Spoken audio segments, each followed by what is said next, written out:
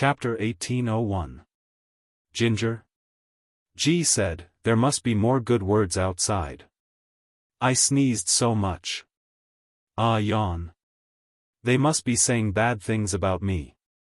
Wei Ci, he wanted to say that with his lord's ability to attract hatred, she would probably say half of the good and half of the bad.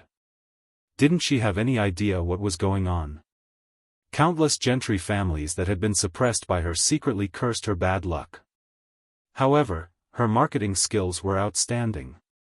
Not only did she give herself the title of the Child of Destiny, she even gave the child in her womb the title of the reincarnation of the North Star. Once the child was born, no matter how many more children they had in the future, they would not be able to defeat this one. The halo was too powerful. Not to mention fighting for it, they probably couldn't even think of fighting for it. But, will it be bad for the child if he's too famous? Wei Ci was afraid that he would carelessly praise the child to death while raising her. Moreover, the one who would be praised to death was his own mother. That would be a pain in the ass. Ginger? G twirled the toothpick and bared her teeth. What's wrong with it? Children should be cool. Otherwise, why would I call you my child?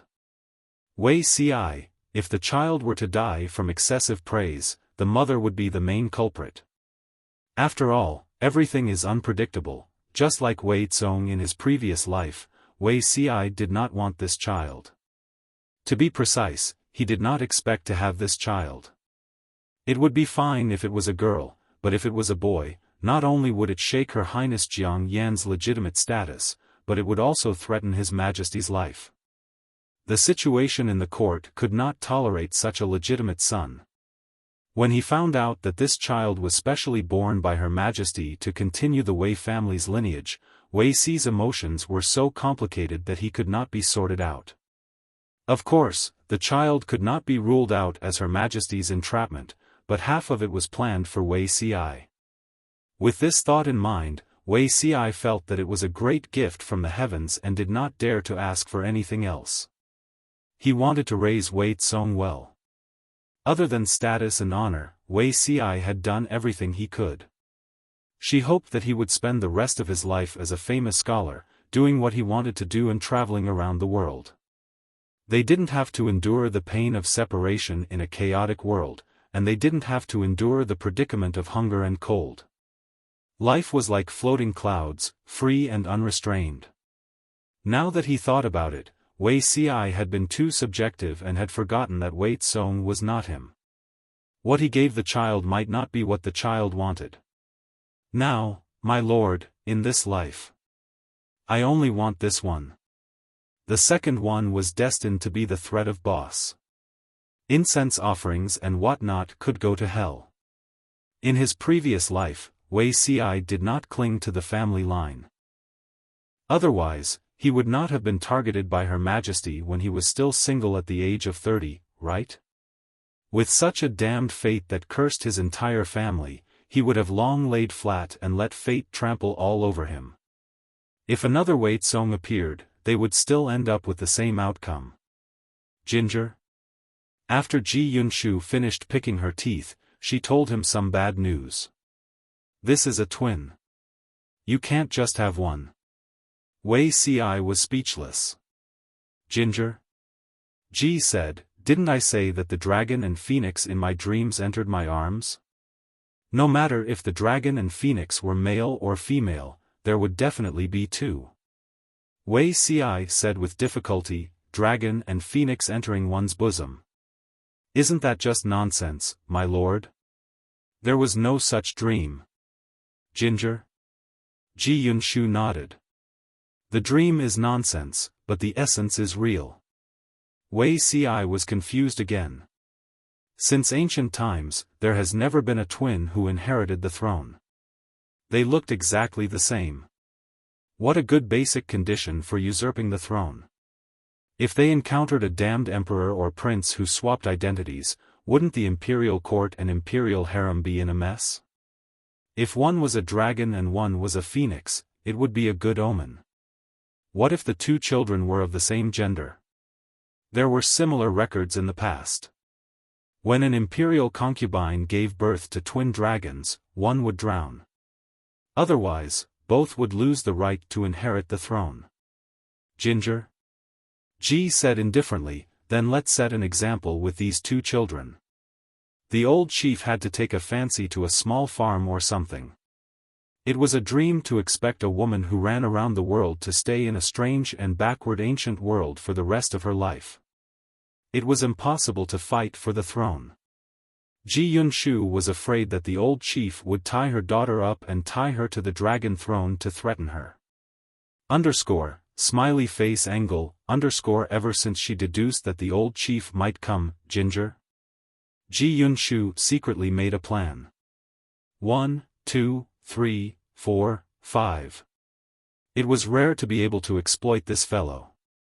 If she didn't take the opportunity to take advantage of him, she was afraid that she wouldn't have another chance in the future. Thinking that her daughter would have to live under the shadow of the great devil in the future, Ginger? Ji Yunshu pitied this child. Wei Ci said, but, Ginger. Ji Yunshu stroked her belly and said, don't worry. We have to believe in miracles.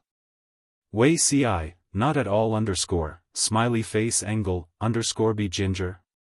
When Ji Yunshu's news reached the troops stationed in Nanchang and Zhongzhou's front line, everyone had different reactions. Fu Wang was calm. Jiang? Ji Yunshu was unmarried and had no children. This commander had never joined the army to hasten births. He only recognized this one lord. The baby young lord was nothing. It didn't matter whether he had or not. When Yang Si received the news, he was bathing in the bathtub. In his excitement, he knocked over the bathtub. When he got up from the ground, he opened the door and ordered the butler to prepare food and wine to celebrate. The butler looked at the fair and smooth old master. His expression was indescribable. What kind of look is that? Your old master is still strong. Yang Si slammed the door, blocking the old butler's line of sight. The old butler, he couldn't help but ask a question from the depths of his soul. What was in the old master's head all day? Yang Tao, Yen Lin, and the others were slightly shocked, but their reactions were still calm. Is the news reliable? Yang Tao had been busy training the troops all day.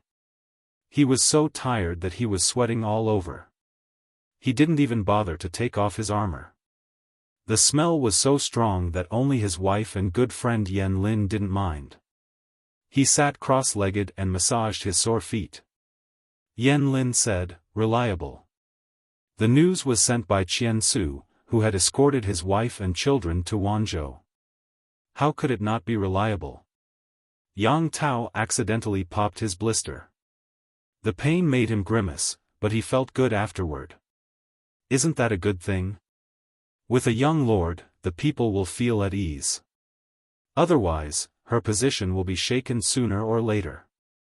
Yen Lin glanced at his good friend who was getting more and more impolite. He said coldly, you're quite open-minded. Yang Tao said, what else can I do? Betray her? Yen Lin, he pressed down on the blue veins on his forehead. Zhengzi, don't get too close to those boorish country bumpkins. Listen to Yang Tao's elegant words. What kind of accent is that? For Yen Lin, who was fastidious about pronunciation and had terminal OCD, this was torture. If this went on, their friendship would be over. Among the crowd, only Qiguan Rang had the most unusual reaction. He ran to the tower with a few jars of wine and drank for the whole night. Drunk, he was carried down and huddled in his bed in the middle of the night. The next day, when Qiguan Rang recalled how drunk he was, he looked a little hopeless. Old Master Sun didn't expose him. He asked, did you get what you wanted? Qiguan Rang, who had always been gloomy and cold, smiled. Not yet. Not yet? Qiguan Rang said, the world hasn't been unified yet. It's not perfect. The world had been unified. She hadn't ascended to the throne yet. It wasn't perfect. After ascending to the throne, the Golden Age hadn't arrived yet. Chapter 1802. This year was of great significance.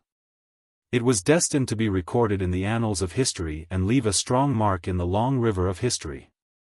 Whether it was Jiang Ji's feeling of pregnancy, the purple star from heaven, the loss of half of Zhongzhou in more than 20 days, or the successful completion of the first imperial examination, this batch of scholars officially entered the official career. In a sense, it could almost be regarded as the beginning of a new era. Later generations could peek at a part of this special era from the history books, but those who lived in this era experienced everything firsthand. Brother Rongli, I really can't bear to part with you. Tenli Pavilion outside the city, Changsheng was not shy at all as she wrapped her arms around Feng Yi's neck. Her eyes were rippling with reluctance. I still don't understand why Lord Jiang sent you so far away. What's the difference from being sent to the border? Feng Yi raised her hand to steady Changsheng's waist. Her hand was almost scalded by the touch of her waist. Nonsense. You're so shameless in broad daylight. Although it was a scolding, her tone was gentle and doting. Her lips were curled into a faint warm smile. How am I shameless? We are a legitimate fiancé. There are many bolder Langjun and his wife in Wanzhou. Why can't I hug you? Changsheng wanted to hang on to him. Feng Yi was the top scorer of this imperial examination, but she was sent to the extremely distant border. How could the conditions there compare to Wanzhou?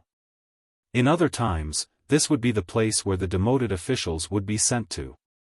Thinking of this, Changsheng was even sadder.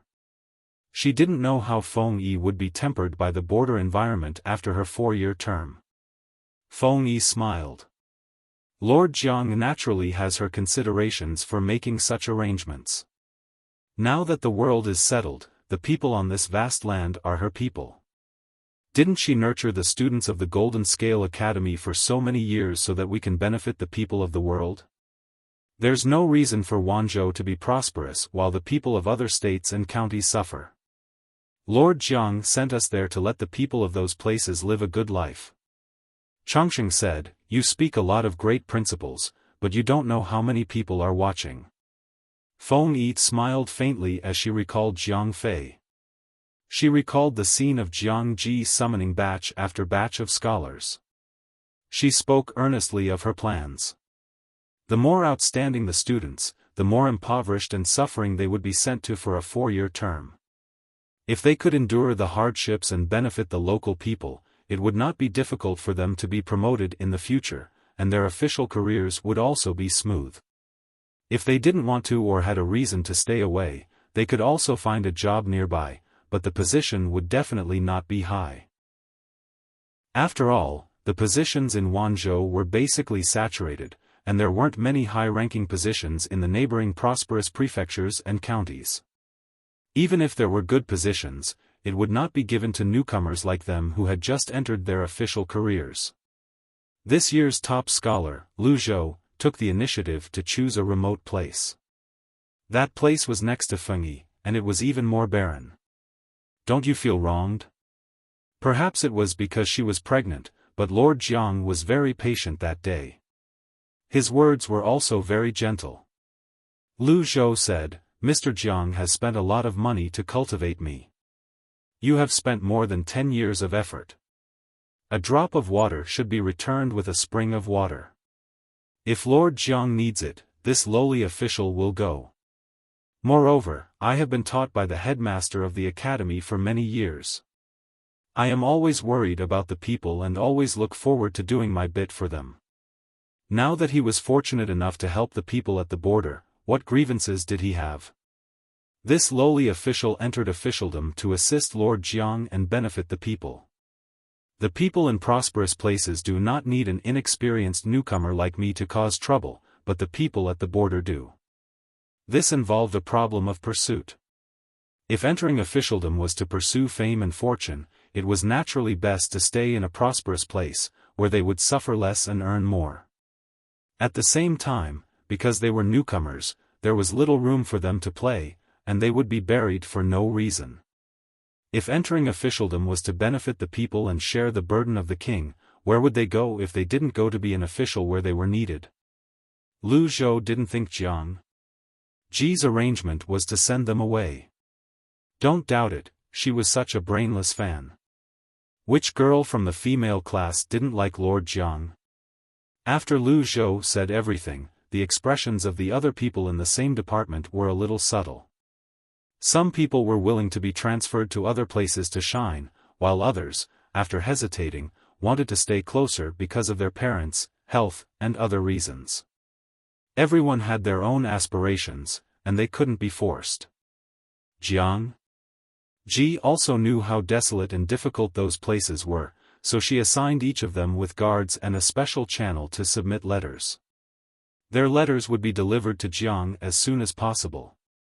On Ji's desk. Go ahead and do it. As long as it is beneficial to the people and the country, I will support it. Jiang Ji hesitated for a moment, then added a sentence. No matter what kind of stinky power you are facing, remember, the person standing behind you is me. Feng Yi collected his thoughts and smiled. If they want to watch the show, then so be it. How can the sparrows know the ambitions of the great? Changsheng smiled. Yeah, they are a bunch of sparrows with no vision. No wonder Lord Jiang taught them a lesson over and over again. Feng Yi hesitated for a moment, then hugged her waist and pulled her into his arms. For years later, I will come back and marry you. Changsheng said, for years, it just so happens that I have graduated from the academy. Maybe I will look for you first. Time always passed very quickly, and it was time to set out on the road. Changsheng hugged his waist and said angrily, you are not allowed to flirt when you are an official. Not women, not men. Yes, it's yours, Feng Yi comforted her. Study hard in the academy, don't neglect your studies. Changsheng said, just watch, the next top scholar will be me. Feng Yi hugged her for the last time, turned over and got on the horse. He waved the horsewhip and went on the official road. Realizing that Changsheng's gaze was still on him, Feng Yi waved the horsewhip hard.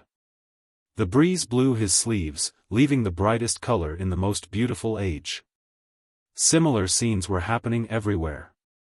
This group of scholars went to a remote place to be an official without a word of complaint. Among them, the majority were students from the Golden Scale Academy. Those who secretly mocked them felt bored and gradually shut their mouths. In many people's eyes, going to a remote place to be an official was demeaning. How many officials in the previous dynasty died on the way to being demoted? These young and vigorous scholars ignored this point and resolutely went on their way, which made many people sigh. If someone paid attention, they would most likely find that these scholars were mostly from humble families.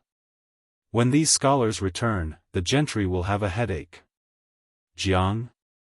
It was not scary that the important officials around Ji were from humble families. What was scary was that most of the middle and lower levels were from humble families. When the Jiang dynasty was established, the humble families would not be at a disadvantage in the fight between the gentry and the commoners. It would most likely maintain a stable situation. Master Yuanjing was pleased that his students had such a high level of understanding.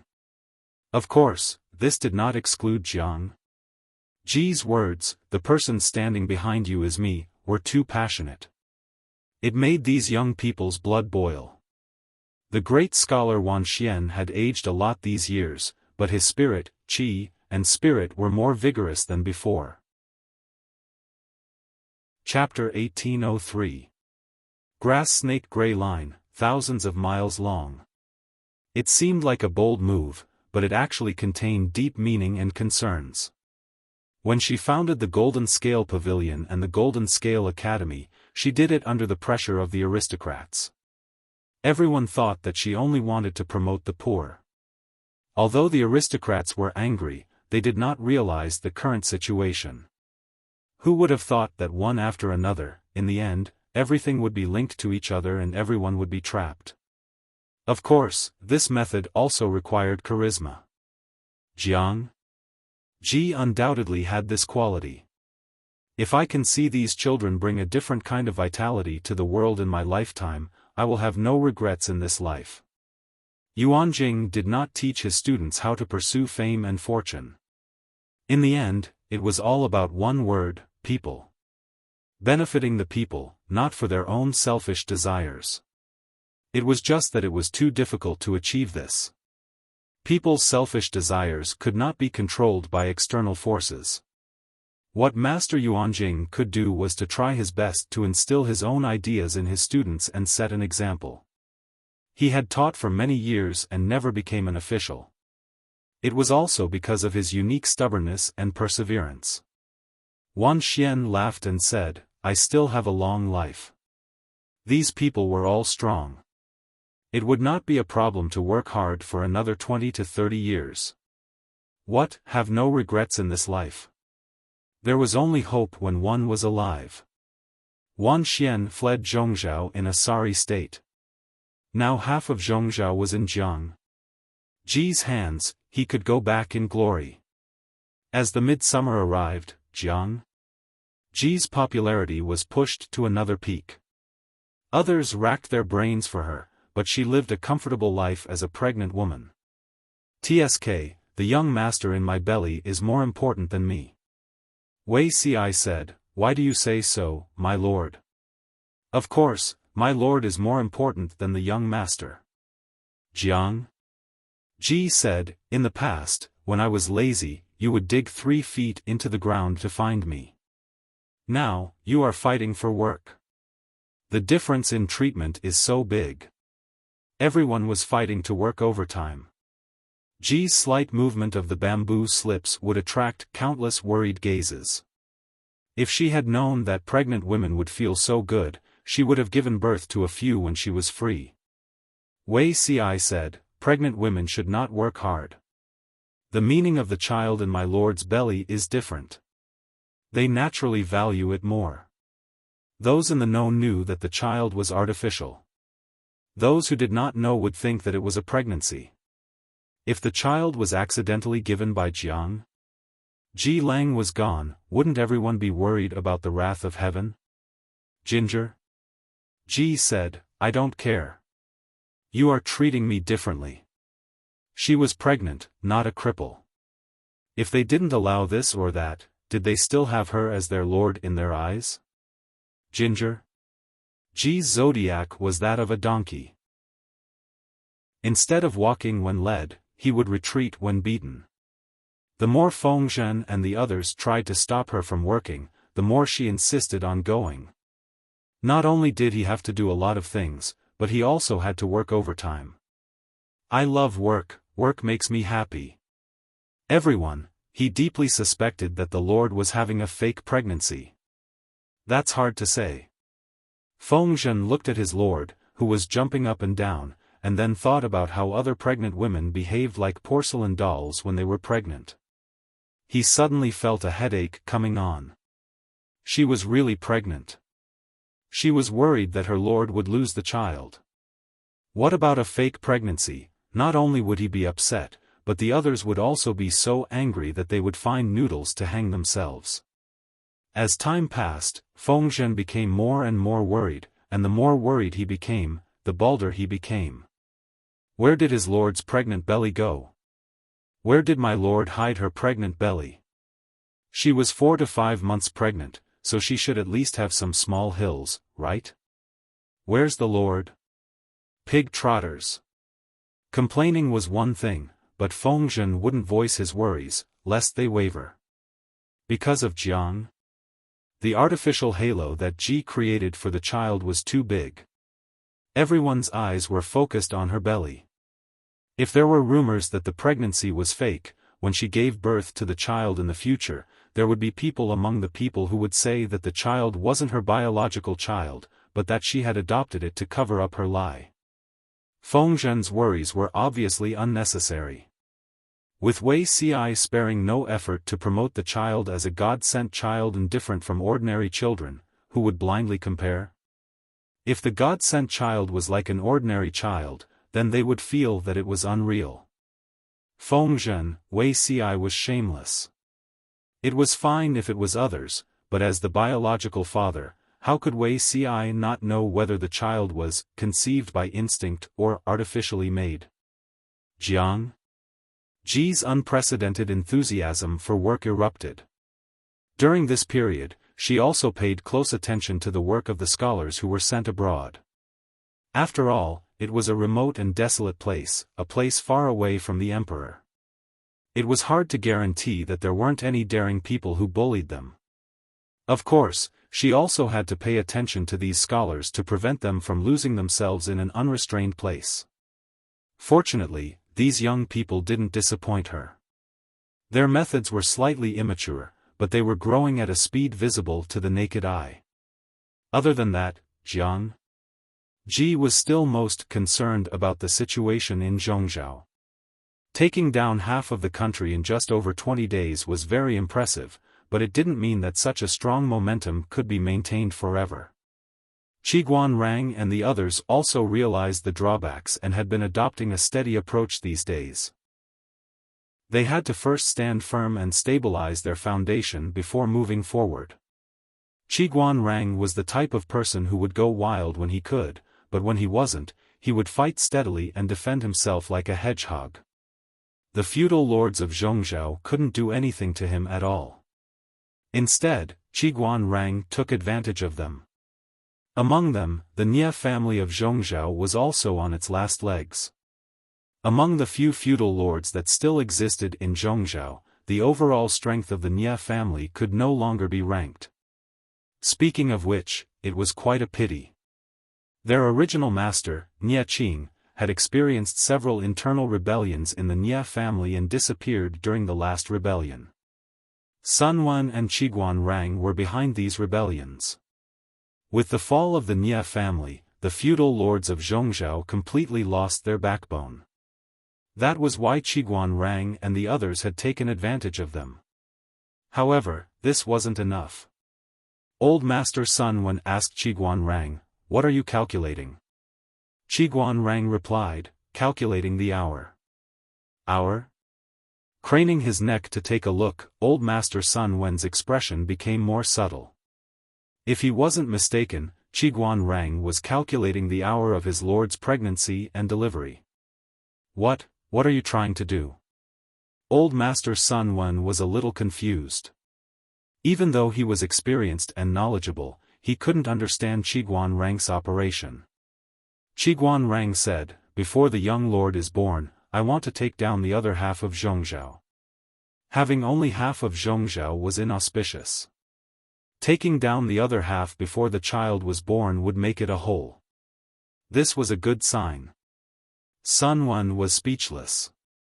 Had Qiguanrang ever considered the elderly? No, he hadn't. He only considered the lord and the young lord. Even his own father wasn't as dedicated as him. Old Master Sun thought of how Dongqing and Nansheng had all closed down and only Zhongzhou was still in full swing. He suddenly felt like he had shot himself in the foot. Back then, Fengzhen and the others had worked themselves to death and fought battles everywhere. They weren't as carefree as he was. Looking back now, he suddenly realized that the arrows in his heart were the flags he had set back then. Qiguanrang still felt that it wasn't enough. He sent people to Xichang and Beiyuan to investigate. Know yourself and know your enemy, and you will never be defeated. Chapter 1804. As the months slowly grew longer, Jiang Pengji's health improved. Ji Yunchu's pregnant belly was still not out, but no one dared to slack off. Her status was now on par with Wei Ci's daughter. Ginger? Ji could not help but complain, "National treasure panda, I'm now the only humanoid national treasure. I'm not happy at all." As he rubbed the panda girl darling's chin and the white fur on her head, an indescribable loneliness welled up in his heart. Other people had all kinds of pregnancy symptoms, but only she was strange. She really wanted to work, and no one could stop her. If she didn't work, she would feel uncomfortable all over. Every day, he was so energetic that he had nowhere to vent it. When he closed his eyes, he would dream that he was wandering in the sea of work, surrounded by official documents. The more she acted like this, the more everyone guarded against her. They were so scared that even in their dreams, they were afraid. How could she not be worried? Which pregnant woman would react like this? 5 million salted fish's greatest pleasure right now was watching Ginger. G was pitting her wits against everyone else for the sake of her job. Digital evolution. If I had the energy of the streamer when I was pregnant, my boss would have been so happy that his teeth would have fallen out. Shan Shui Fui Buluo. It's rare to see a pregnant woman like the streamer. Most women have a hard time during pregnancy, and they lack energy. Edema, obesity, gluttony, these were all normal. If anyone was as energetic as the host when they were pregnant, their figure was not deformed, their belly was not swollen, their skin was so good that even a fly could break its leg if it stood on it, and they were also enthusiastic about their work. It was estimated that it would not be so difficult for women to get a job. Nowadays, women who have not given birth to a second child are far less competitive in the workplace than men who have the ability. Apart from these, there were also many experienced mothers who gave advice to Jiang Xiang. Ji Zhizhao told her what she could and couldn't eat. In short, the first child should be raised according to the book, and the second should be raised according to the pig. Ginger? Ji Yunchu's daughter, Nan Nan, who was carrying a bear's brain, was confused. Then was she considered to be the first or second child? During the 6th month of pregnancy, the weather in the north became a little chilly. Ji woke up one day and suddenly lost interest in work. That day, she was dispirited and had no appetite for anything she ate. She looked so dispirited that it was as if she had lost all attachment to the world. Fengzhen and the others watched with raised eyebrows. They didn't know what ideas their lord had come up with to torment them again. My lord is not going to the government office today? Ginger? Ji Yunshu waved her hand and said, I'm not going. Just looking at those bamboo slips gives me a headache. I don't want to read a single word of it now. The lord's mood was like a child's face, changing at a whim. Without waiting for Fengzhen and the others to heave a sigh of relief, thinking that their lord was finally willing to focus on nurturing the fetus, she began to stir up trouble again. Zhang Ping of the woodworking workshop was unjustly implicated. He had to bear the merciless criticism from the crowd. In all honesty, he really wasn't the one who seduced his lord to go to the carpentry workshop. He was also innocent. Who knew why his lord came to the carpentry workshop and refused to leave? She also said that the wood shavings from the wood workshop were extremely delicious. Just by smelling the aroma, one could eat more than 20 bowls of rice. It was too fragrant. Fengzhen's expression changed involuntarily, as if he had seen a ghost. What do you mean by the smell of sawdust smells good? Would a normal person like sawdust and even want to roll into a pile of sawdust to sleep? With his lord's soft skin and tender flesh, wasn't she afraid that the sawdust would stab her all over in pain? I heard that pregnant women have strange temperaments during pregnancy. My lord's behavior isn't out of line, said a colleague whose wife had given birth to 3 children and was very experienced in pregnancy. The most important thing for a pregnant woman is to be in a good mood. Don't go against her wishes. You must go along with her. Fengzhen held it in for a long time but couldn't say anything. He wanted to retort. He was the father of 2 children, and he had been by his side both times when his wives were pregnant. How could their pregnancies be so normal? However, he thought that this analogy might offend the lord, so he forced himself to hold it in. The other officials were also silent for a long time. Most of them were in their 30s or 40s and had become fathers long ago. They had at least 2 children and indeed had never encountered such a phenomenon. There was even someone who secretly complained to his close friend. It's not so good to have a female lord. Once she gets pregnant, everyone seems to have become a father for once. Friend versus Ginger? Ji Yunshu was very respectful. When she heard this, her expression changed and she decided to cut ties with this friend. Friends who are disloyal and disrespectful to the ruler should not be made. The official, who had a strong desire to live, added, Lord Jiang only has this child at such a young age, everyone is afraid that she will bump into something. Ever since she announced that she was pregnant, she had not had a good night's sleep. The god who bestowed Lin has not moved, but us officials are trembling with fear. His friend said with a dark expression, even so, you can't say such disrespectful words. If these words were to spread to the ears of outsiders, he was not afraid of being punished. The official said, I have absolutely no disrespect. He was respectful and trembling with fear. Ji Yunshu had been worried since the beginning of her pregnancy. She had to endure the other party's unreasonable pregnancy reaction. Wasn't this like being a father for once? If it was the wife of the family, no matter how uncomfortable she felt in her heart or how uncomfortable she would not torment her husband with such trivial matters. But who was the Lord? If the Lord was in a bad mood, the unlucky ones were the officials. The other party said whatever he had on his mind without any scruples. Therefore, during the period of Ji Yunshu's pregnancy, the officials felt that being a father was even stronger than their own wives' pregnancies. There were even nosy officials who turned to their wives and complained that the Lord was unpredictable, changed her attitude faster than the weather, and had strange hobbies. Unexpectedly, the wives at home rolled their eyes and told them many pregnancy details that made them flabbergasted. What kind of pregnancy hobbies were fanatical about work and wood shavings? There was a lady who liked to pick her feet after she was pregnant, then put her fingers under her nose and sniffed. If she did not smell it, she would vomit and would not be able to eat. However, for the sake of her personal image, when she did this, she had to send away the maids and old women who served her, leaving only 2 confidantes. There was a lady who liked to go to the toilet and squat in the pit after she was pregnant. It was said that the smell in the pit was very pleasant, and her dispirited spirit also improved. That lady's husband, no wonder the lady had been locked in her room after she was pregnant and refused to get close to him. Even when they met, she would put on perfume. Also, the lady liked the feeling of farting and liked to nest under the blanket to do so. There was also a lady who had a special hobby. She liked to rub the body mud from the tailbone, collect it bit by bit, and rub it into a big ball.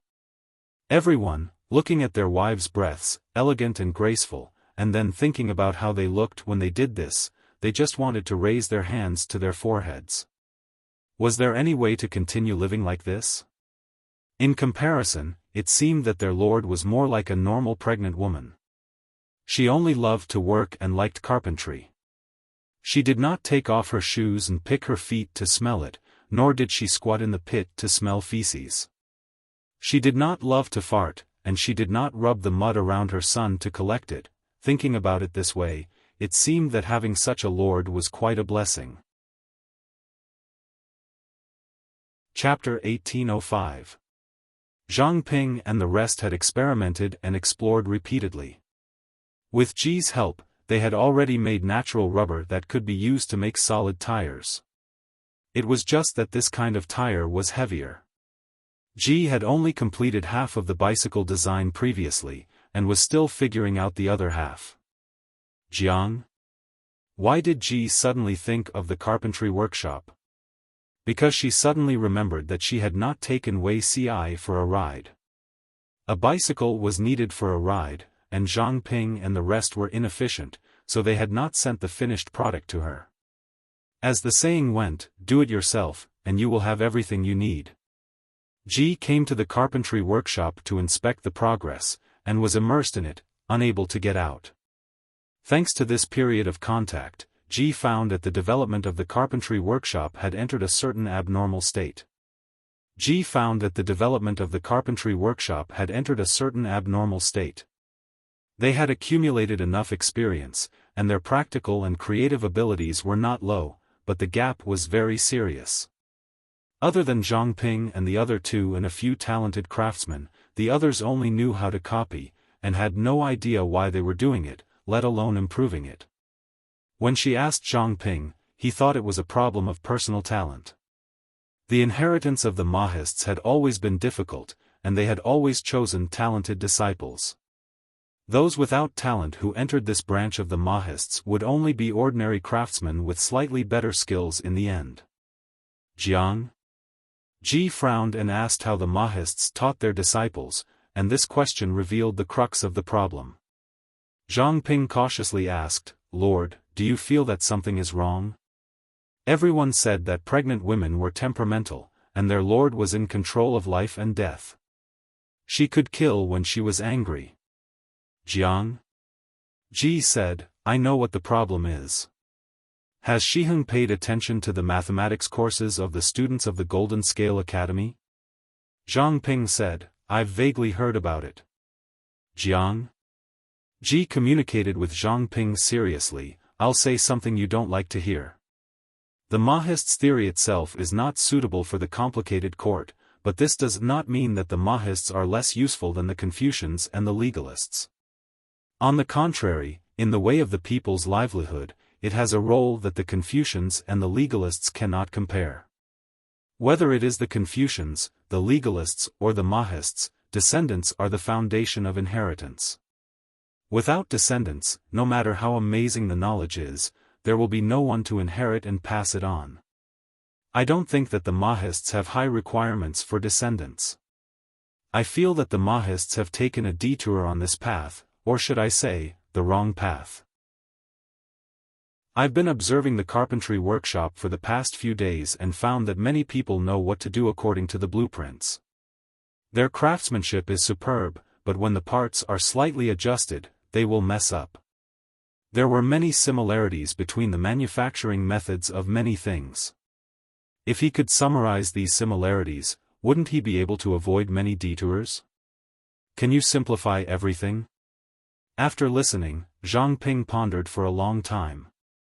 He seemed to have grasped something, but he could not grasp the gist of it. He could only ask Jiang for help. "Ji, your subject is ignorant. Please clarify further, my lord." Ginger?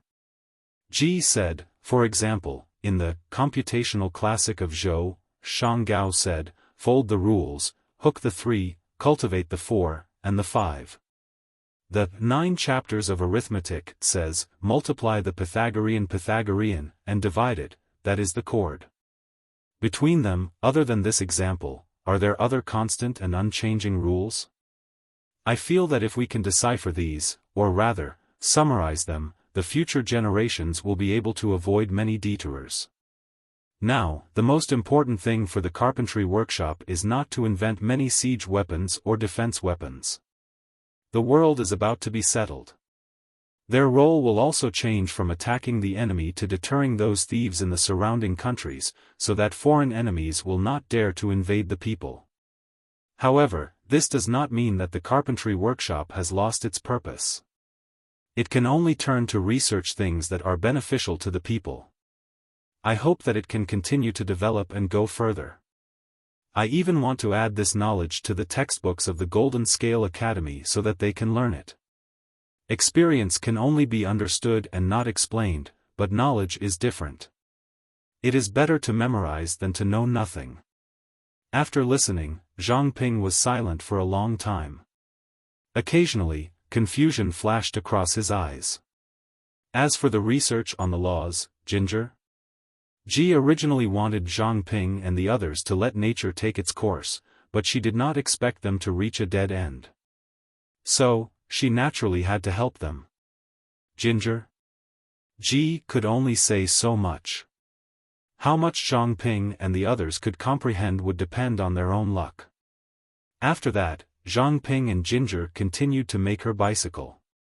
Ji continued to make her bicycle. The other parts were easy to make, but the most difficult part was the chain.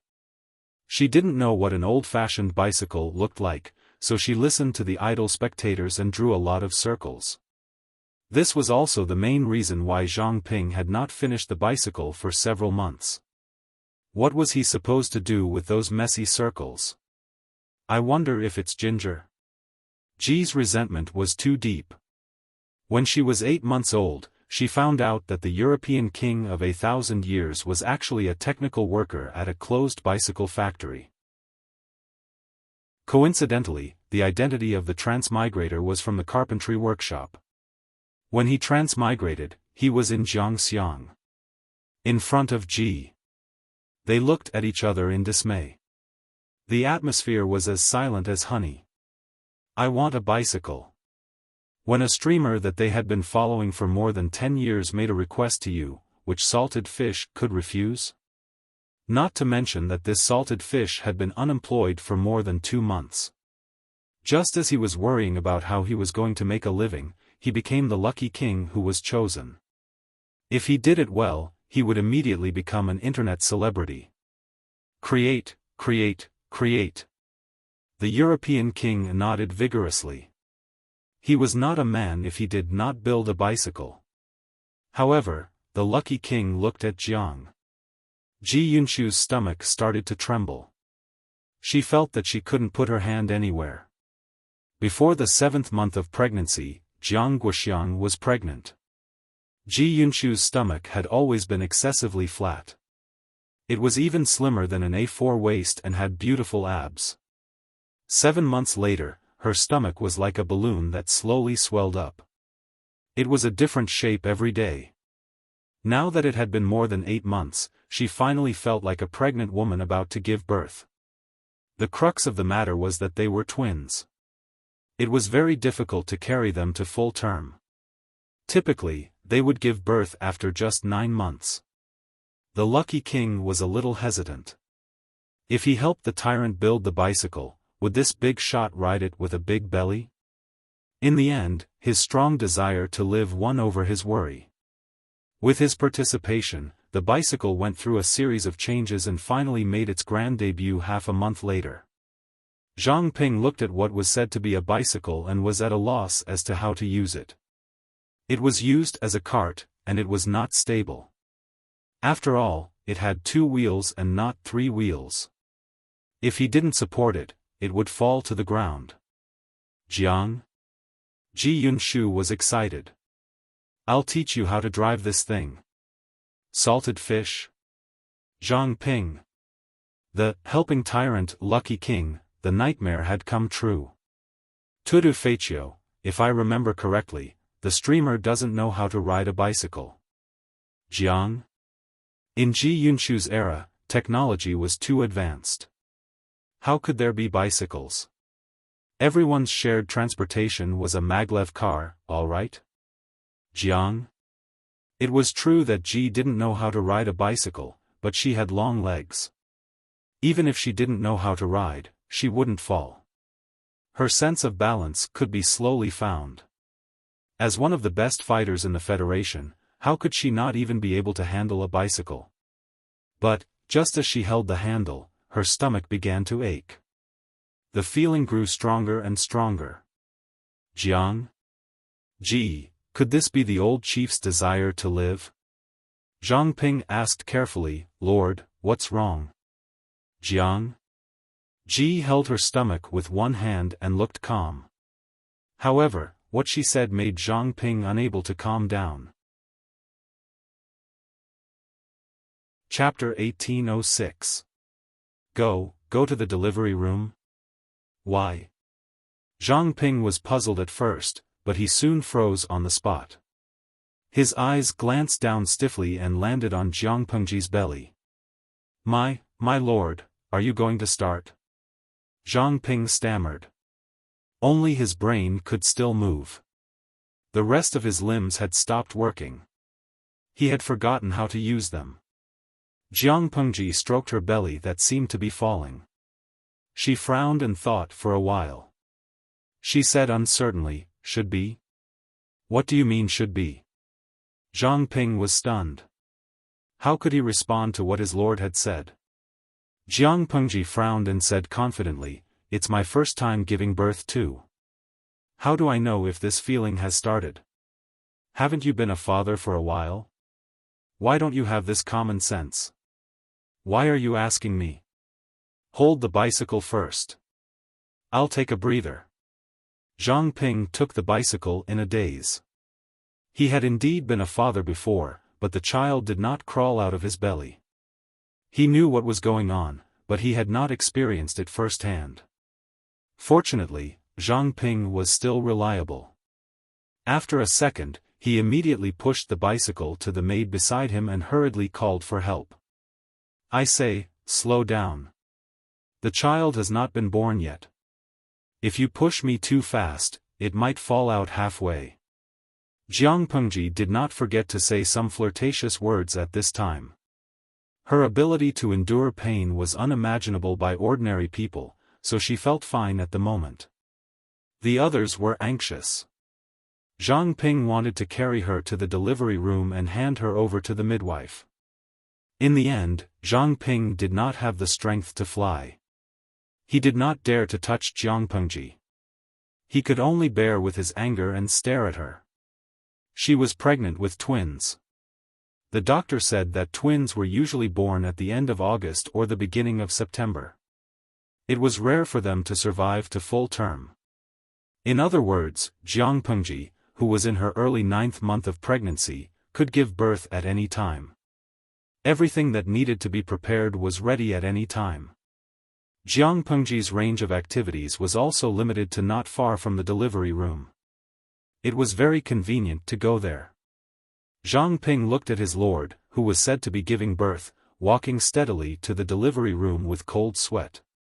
He had the illusion that his worldview had been refreshed. Just send it here. Wait for news. Jiang Pengji took a deep breath to relieve the discomfort in her stomach. She waved her hand with her back to Zhang Ping and entered the delivery room with the help of the maid. Zhang Ping? The others also received the news one after another. Except for a few who really couldn't leave their posts, the group of important ministers all arrived. Except for Wei Ci. Of course, everyone's attention was on Jiang Pengji. How could they notice that Wei Ci was missing? When will the baby be born? Zhang Ping said, it hasn't even been 5 minutes since the Lord went in. No matter how fast he is, he'll have to wait for a few hours, right? The official was shocked when he heard that. How many hours? Why is it taking so long? Zhang Ping, what kind of tone was that? It was as if his wife could go in and take a dump and come out. Was giving birth that simple? It was considered fast for the first time to give birth within a few hours. Some women with narrow birth tracts and difficulties in giving birth would need to give birth for a day or two. The next official hurried over, and the first thing he asked was, is the young master a man or a woman? Zhang Ping said, it hasn't even been 10 minutes since the Lord went in. It hasn't even started yet. How would she know if it's a man or a woman? The official was stunned. It's only been the time to brew a cup of tea. Why does it feel like half a day has passed? Zhang Ping, Fengzhen came over at that moment. Zhang Ping didn't wait for him to speak before saying, the Lord went in for 10 minutes and hasn't started yet. We don't know if the young master is a man or a woman. If everything goes smoothly, we can see the young master in a few hours. If not, we might have to wait for a day. Fengzhen gave him a baffled look, as if to say, aren't you spouting nonsense? Zhang Ping, he couldn't be angry. Today was his Lord's day. Being angry would ruin her luck. Slowly, more than 30 people gathered in the main hall outside the delivery room. Everyone had different expressions, but no one took the initiative to speak. They waited and waited. After another 10 minutes, someone said in a low voice, why isn't there any movement? As the standard men in the feudal era, their children would wait for the harvest after sowing. Some of the better ones would spend the pregnancy with their wives. Some of the worse ones would just leave the work to them and only care about their children. Even when their wives gave birth, they would wait in the study. Therefore, they only knew that pregnant women would scream in pain during childbirth, but they didn't know the details. They thought that all women went through the same process during childbirth. Maybe it hasn't started yet? Fengzhen also said, maybe it's to save energy. Qian Su and Lu Zheng sat in the corner. Occasionally, they would look in the direction of the delivery room. Their expressions were similar, but their thoughts were different. He held the blessing of peace in his palm and muttered in a low voice, I hope the birth goes smoothly and there are no twists and turns. He meant what he said. Jiang Pengji treated Yang Tao and his former subordinates very leniently. If it were another lord, things would be different. The best outcome would be the safety of the mother and child. The worst outcome would be the death of the child. Those with ulterior motives could take the opportunity to spread rumors that Jiang Pengji was not the chosen one by God and that she had cursed Ziwei Star. The worst outcome would be the safety of the child and the mother dying in childbirth. It would be convenient for those with ulterior motives to seize power. The worst outcome would be the death of both mother and child. In that case, such a situation would probably not happen. Those people were ruthless, but they wouldn't want to see the world that had just been stabilized return to war. Lu Zheng said, it will go smoothly and be safe for all three of us. Qian Su turned to look at him. Lu Zheng was a surrendered official and kept a low profile. She didn't expect him to appear here today. There won't be any accidents. Lu Zheng was certain. Qian Su said, I hope so. Although she said that, Qian Su was not confident. It was too dangerous for a woman to give birth. Even if there were no external forces plotting against her, it was easy to have a dystocia and hemorrhage. Everyone outside was panicking, but the atmosphere in the delivery room was quite harmonious. The midwives that were originally prepared were not put to use. Or it could be said that Jiang Pengji had someone she trusted more. The midwives became decorations. She entered the delivery room and turned off the live stream. It was said that Weibo had long been prepared and borrowed external servers from a big company. They hoped that Weibo could withstand the wave of traffic attacks. Thinking of that situation, Jiang Pengji couldn't help but laugh again. The servant who was supporting her said, I've served so many ladies giving birth, but this is the first time I've seen someone enter the delivery room with a smile. Lord Jiang is in good health and will give birth to Lin smoothly. Thank you for your auspicious words. Jiang Pengji's face was very pale, but her smile was still considered relaxed. The production tools of this era were very backward. Women gave birth while lying on the bed or squatting on the ground. The latter was easier to exert force than the former, but only peasant women would do that. Women were in severe pain during childbirth. It was really cruel to make them squat to give birth without relieving their pain. Jiang Pengji had no experience in childbirth, but the salted fish in the 5 million streaming room was not incompetent. Through teaching, she made a delivery bed that could be used for sitting and lying.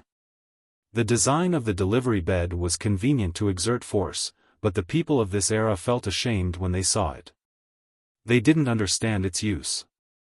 The midwife looked at it and felt puzzled.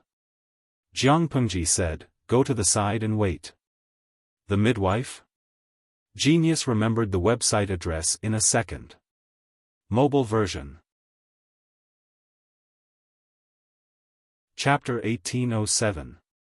Soon, the midwife understood that she was just a decoration. A man who should never have appeared in the delivery room. Get them to cover their eyes. Don't look at things they shouldn't see. Jiang Pengji's tone was very calm. One could not tell that she was a pregnant woman who was about to give birth. Wei Ci said, leave it to me, my lord. The delivery room was cleaned up. Irrelevant people were herded to the cubicle to wait, including the midwife and the doctor. Only the maidservants who were in charge of boiling water could wait outside. They were all watched by special people. Some had ulterior motives and were extremely afraid. Some were baffled but did not dare to object. This doesn't look like the grandeur that Lord Jiang should have when giving birth. Jiang Pengji was still in the mood to joke at this moment. Wei Ci said, giving birth doesn't require so many people to move around. Not only is it easy to cause trouble, but it will also give people with ulterior motives an opportunity to take advantage of. Even with experience, Wei Ci was so nervous that his hands were trembling. Many imperial concubines, princes, and princesses were killed in this way in the unofficial history of the palace without anyone knowing. Jiang Pengji was really in pain at this moment. She lay on the delivery bed and looked at her slightly shameful posture of waiting to give birth. She smiled and said to Wei Ci, I heard that there used to be a man who accidentally saw his wife giving birth. Since then, he has been dispirited and has no interest in treating his wife. Wei Ci said, I've seen it twice. Have you seen me in such a situation before? Jiang Pengji was shocked by the bold and unrestrained Wei Ci that day. If it were you on a normal day, you would most likely be so embarrassed that you wouldn't be able to speak. Wei Ci sighed and said, My lord is about to give birth. I have to accept whatever you say and make you happy. This is my duty. A woman's positive emotions were conducive to giving birth. If she was seriously frightened, it might even cause the position of the fetus to be reversed, from a natural birth position to a difficult birth position. Wei Ci could not afford to take the risk. If this could make the Lord feel more relaxed, why not let her tease him a little? Why are you touching my stomach? After her pregnant belly appeared, she was particularly ticklish. Wei Ci's warm fingers touched her stomach, making her want to laugh. Touch the position of the fetus. If it's not in the right position, turn it over before the fetus enters the basin. There's such a method? Wei Ci said, I specially found someone to learn it. I disguised myself and followed them to a few places and learned a thing or two. Jiang Pengji laughed. Are you going to dress up as a girl? Wei Ci answered patiently, if I was dressed as a man, they wouldn't have let me in. I'm afraid I would have been beaten out by the host. Cross-dressing. Wei Ci. He actually didn't get beaten out? Jiang Pengji scrutinized Wei Ci's serious face. She was not surprised. His appearance was exquisite and beautiful. He didn't have the cold and hard edges of a man, but he wasn't as feminine as a woman either. After dressing up a little, applying some makeup and changing into a more voluminous female outfit, one would indeed look like an iconic beauty at first glance. Although they are twins, the positions of the fetuses are very good. After the examination, Wei Ci heaved a sigh of relief. The probability of a natural birth of twins was not high. Most of the time, one would die prematurely. Did you experience dystocia because the fetus was in an irregular position? Wei Ci said, Her Majesty's body was suffering from a chronic illness. She was entangled with worldly affairs and did not take good care of the fetus. She met with trouble during childbirth. In the end, both mother and daughter were safe. When a woman gave birth, outsiders could not help much. Don't be fooled by the scenes of people giving birth in the TV series. The midwives worked very hard and the maids fetching hot water ran back and forth. If you really went to a modern delivery room to take a look, you would realize that when the delivery room was busy, one midwife had to look after several beds of pregnant women. According to the TV series, the nurses and doctors would be too busy even if they had 3 heads and 6 arms. Wait until the uterus is almost opened before exerting force. My lord can save up some strength now. Wei Ci used a handkerchief to wipe away the beads of sweat that rolled down her forehead and almost wet her eyelashes so that she wouldn't feel uncomfortable. Then talk to me for a while. Jiang Pengji's ability to endure pain was extremely high, but this body was not original after all. No matter how much pain she could endure, there was an upper limit. What does my lord want to talk about? Jiang Pengji said, anything is fine. I'm really in pain now. Talk and be distracted. Her pain was really painful. It was not the pain that she used to say when she was acting coquettishly or teasing Wei Ci. However, Wei Ci could only watch and was unable to share her burden. Jiang Pengji forced a somewhat stiff smile. I want to hear how you like me. The two of them did not make much noise when they spoke. Those who were a distance away could not hear what they said, let alone the people waiting outside the delivery room. Feng Jin and the others waited for more than 2 hours. This was probably the longest they had ever waited for more than 2 hours. Afterwards, when some people recalled it, they could not help but complain that even their wives did not wait for so long when they gave birth. At that moment, no one had the mood to laugh at themselves. There was no movement in the delivery room. Their hearts could only be raised high, with nowhere to rest. Some people could not help but imagine situations such as a hemorrhage and dystocia. The more they thought about it, the more afraid they became. The more they were afraid, the more they could not get rid of the images in their minds. The real situation was very different from what they imagined. Jiang Pengji's delivery was very smooth. Because of her special body, her belly did not really show until 7 months. She did not have too much nutrition during her pregnancy, so the size of the fetus was not big. When Wei Ci said that he could see the baby's head, her body was a little numb from the pain, but she still did as she was told. At that moment, Wei Ci was calm. He steadily helped the baby out of the birth canal with both hands. His actions were agile. Jiang Pengji felt her belly loosen up a little. She asked while sweating profusely, "Is it a boy or a girl?" "It's a girl. It's a girl." Even though Jiang Pengji already knew the answer, she felt that there was a different meaning in asking after going through the procedure. The eldest daughter was small, but her voice was very loud. Her voice could be heard in the main hall outside the delivery room. She cried pitifully. Jiang Pengji, no matter how Wei Ci coaxed her, she did not stop crying. Jiang Pengji waved her hands weakly and said, "Let her cry for a while. She's been wronged." Wei Ci. Jiang Pengji could not tell Wei Ci that her daughter had been kicked into the basin to give birth. Don't think that she could not see the situation in her belly with her mental strength. "Pei Qian, what's wrong with you kicking my daughter? Look at this child crying." The second child was born in the time it took to brew a cup of tea. Her crying was a little weak, and her voice was childish. She pulled the daughter's leg and fixed her eyes on her. "She's also a girl." Wei Ci panicked at first, but after taking a closer look at the appearance of the two children, he breathed a sigh of relief. They were not quite the same. That was safe. Jiang Pengji could not help but roll her eyes. Fraternal twins were not identical. Wasn't it normal for them to look different? Unbeknownst to her, Wei Ci had worried about these two children for a long time. There was a period of time when he dreamed of two identical children standing in front of him. They kept asking him to distinguish who was the eldest and who was the second. If he guessed wrongly, they would have to leave.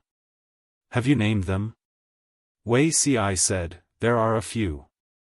"Do you want to continue using the name Jiang Yan?" "Don't. Otherwise, it's unfair to both of them." Jiang Pengji was silent for a while. "Lin Lang, one Jiang Lin, one Jiang Lang." Wei Ci. "Is the Lord sure you want to trick your youngest daughter like this? The character Lang has a good meaning, but do you still remember your surname, my lord?" "Jiang Lang, Jiang Lang, Jiang Lang has run out of ideas? Why don't we each name one?" Chapter 1808. Most of the words beside the word "you" had good connotations. They could be chosen as names, but they could not be named so casually. They had to go through the process.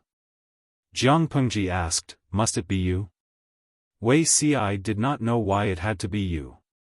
Jiang Yan's name was chosen by drawing lots. Wei Tsong's Tsong came with his sister.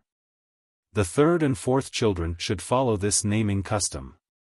Otherwise, it would seem a little unconventional. Even people with obsessive-compulsive disorder could not stand it. Jiang Pengji said, "Since there is no convention, let's change it." Wei Si's brows twitched. He had a bad feeling. For example, Zhua. What about Jiang Zhua? When Wei Si heard the word, he could not think of which Zhua it was. Jiang Pengji continued, "The word Zhua is a blessing. It has the meaning of protection and also the meaning of the throne." Wei Si was almost shocked. The child was born less than an hour ago, but he was given the Zhua of the Zhua. He was worried that if the blessing was too great, it would harm the child. Jiang Pengji did not care about Wei Si's worries. She felt that the word Zhua was as arrogant as the halo on her daughter's head. The name Jiang Zhua doesn't sound good. Wei Si thought for a while and suggested, "How about Lian?" Lian?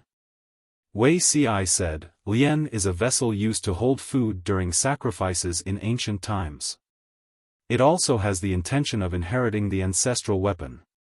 She is regarded as the heir. Compared to being careless and arrogant, holding up the child to tell the world that she was the heir to the throne, it was better to be more subtle." Whether it was Jiang Lian or Wei Si, he hoped that she would be steady, honest, and broad-minded. Not only would she inherit the ancestral weapon, but she would also be responsible for the national weapon. Jiang Pengji pondered for a long time. In the end, she had no choice but to choose Lian as the child's name.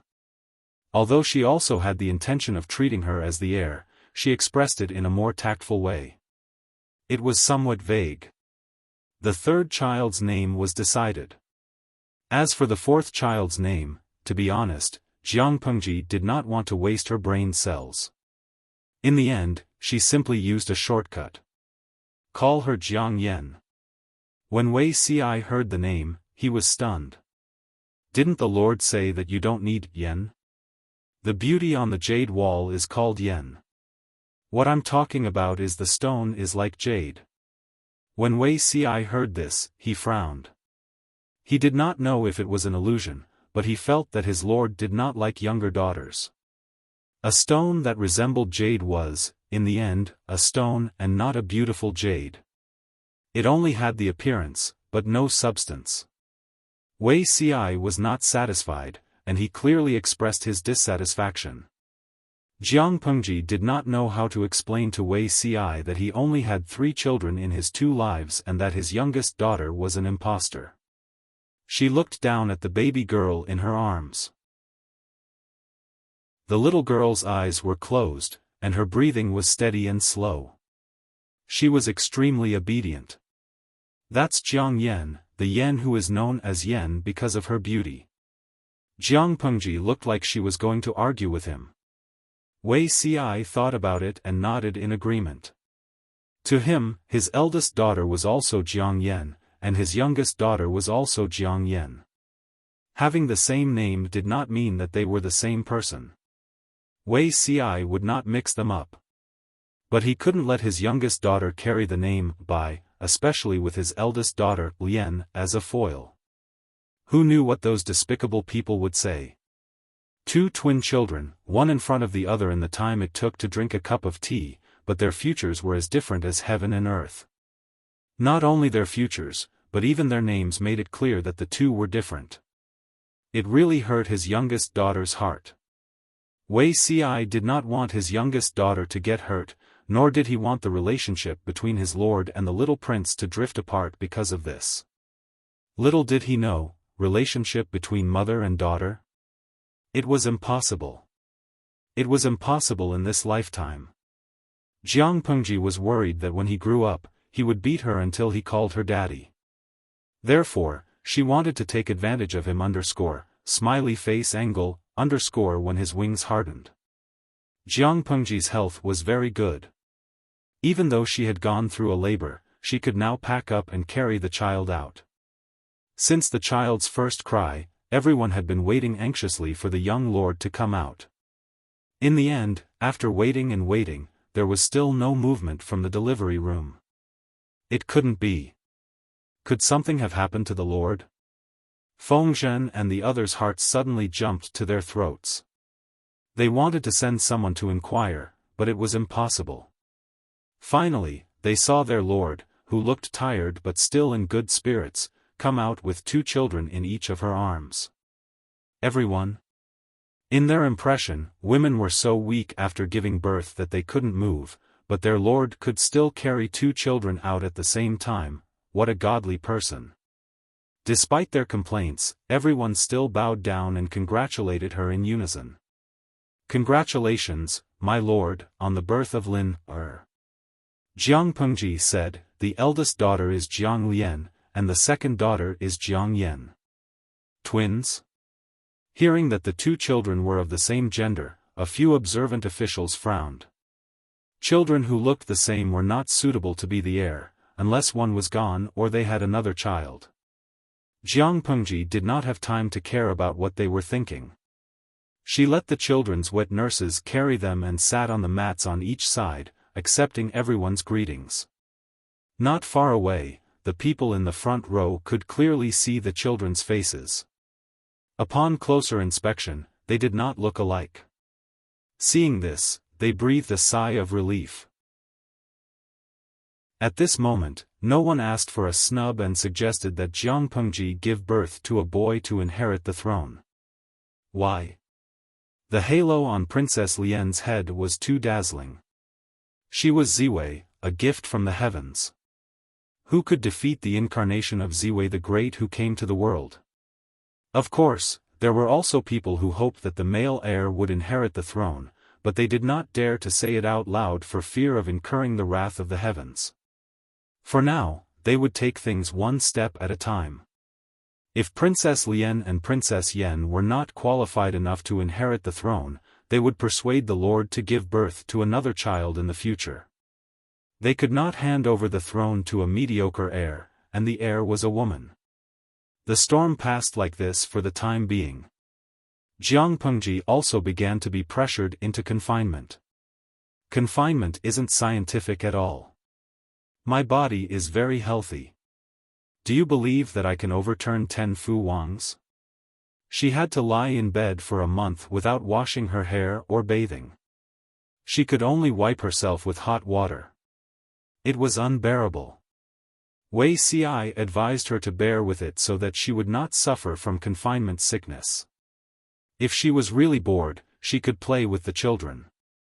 The twins were much smaller than the single babies. They lay in the swaddling clothes like a small ball. Their skin was bright red, and their facial features were wrinkled. They looked like little monkeys that had been shaved. However, Jiang Pengji did not say this metaphor out loud.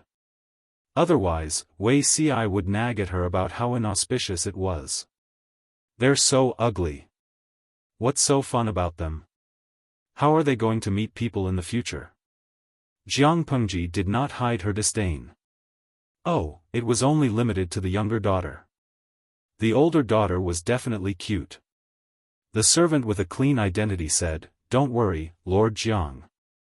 The 2 princes are very handsome. You can see it when they're 1 month old. Children changed every day. After a while, they would be cute and beautiful. It doesn't matter if they're ugly. They can't get married anyway. Just kidnap whoever you like." The clothes that the 2 children wore, the diapers that they used, the milk bottles and milk powder that they drank from, were all prepared by the old chief. She was probably the only person in the world who would buy such things for herself. How does it feel to be a baby? She used her fingertips to scratch the sole of the younger daughter's foot. The other party lazily opened her eyes and moved them away slowly. I heard that babies can only see a few dozen centimeters. How did you know I was in this direction? The younger daughter used her fist to fend off Jiang Pengji's harassment. She couldn't hear if she couldn't see clearly. She wasn't deaf. After a while, a hand stroked her butt. Because of this action, the sticky and uncomfortable butt became even more uncomfortable. It's a little smelly. The diaper seems to be full. Do you want me to help you change it? The old chief was speechless. Chapter 1809. She couldn't fast forward, she could never fast forward. She could only tease the old chief now so that she wouldn't suffer losses in the future. Jiang Pengji was on the verge of being beaten to death. Her routine was to play with her daughter in the morning, work in the afternoon, and sleep at night. The poor baby's sleeping schedule was different from Jiang Pengji's. When the latter was energetic, they slept soundly. The eldest, Jiang Lian, only knew how to eat, drink, and sleep. She wouldn't cry when she was bullied. She just pouted and had a quiet personality. The second child was different. Jiang Pengji could still play with her at first, but she would resist later. For example, Jiang Pengji would play with her like a hooligan. When her face got close, she would kick her nose. Jiang Pengji slyly said, "Ouch, is the milk powder not weak enough? You don't have much strength in your kick. Are you tickling me?" The second child looked at Jiang Pengji faintly, like the gaze of the Grim Reaper. Since the birth of the twins, Jiang Pengji's status in the streaming room had plummeted. She was the big pig trotter Jiang in their mouth, while the two little kids were Princess Lian and Princess Yen. The second child also became the new queen's meme pack because of her and Jiang Pengji's intimidating gaze. Tudu Feiqiu, my Princess Yan's gaze is too sharp. This is the aura of a queen. She doesn't need a big gold chain, sunglasses, and cigars to exude a strong aura that belongs to a big boss. Princess Lian is a fairy-like soft girl. She's so cute and I want to hug her. Sans Hisongshu snacking, looking at the two princes, I want to have babies every day. But thinking that the princes are someone else's fairy baby, I'm not so tempted.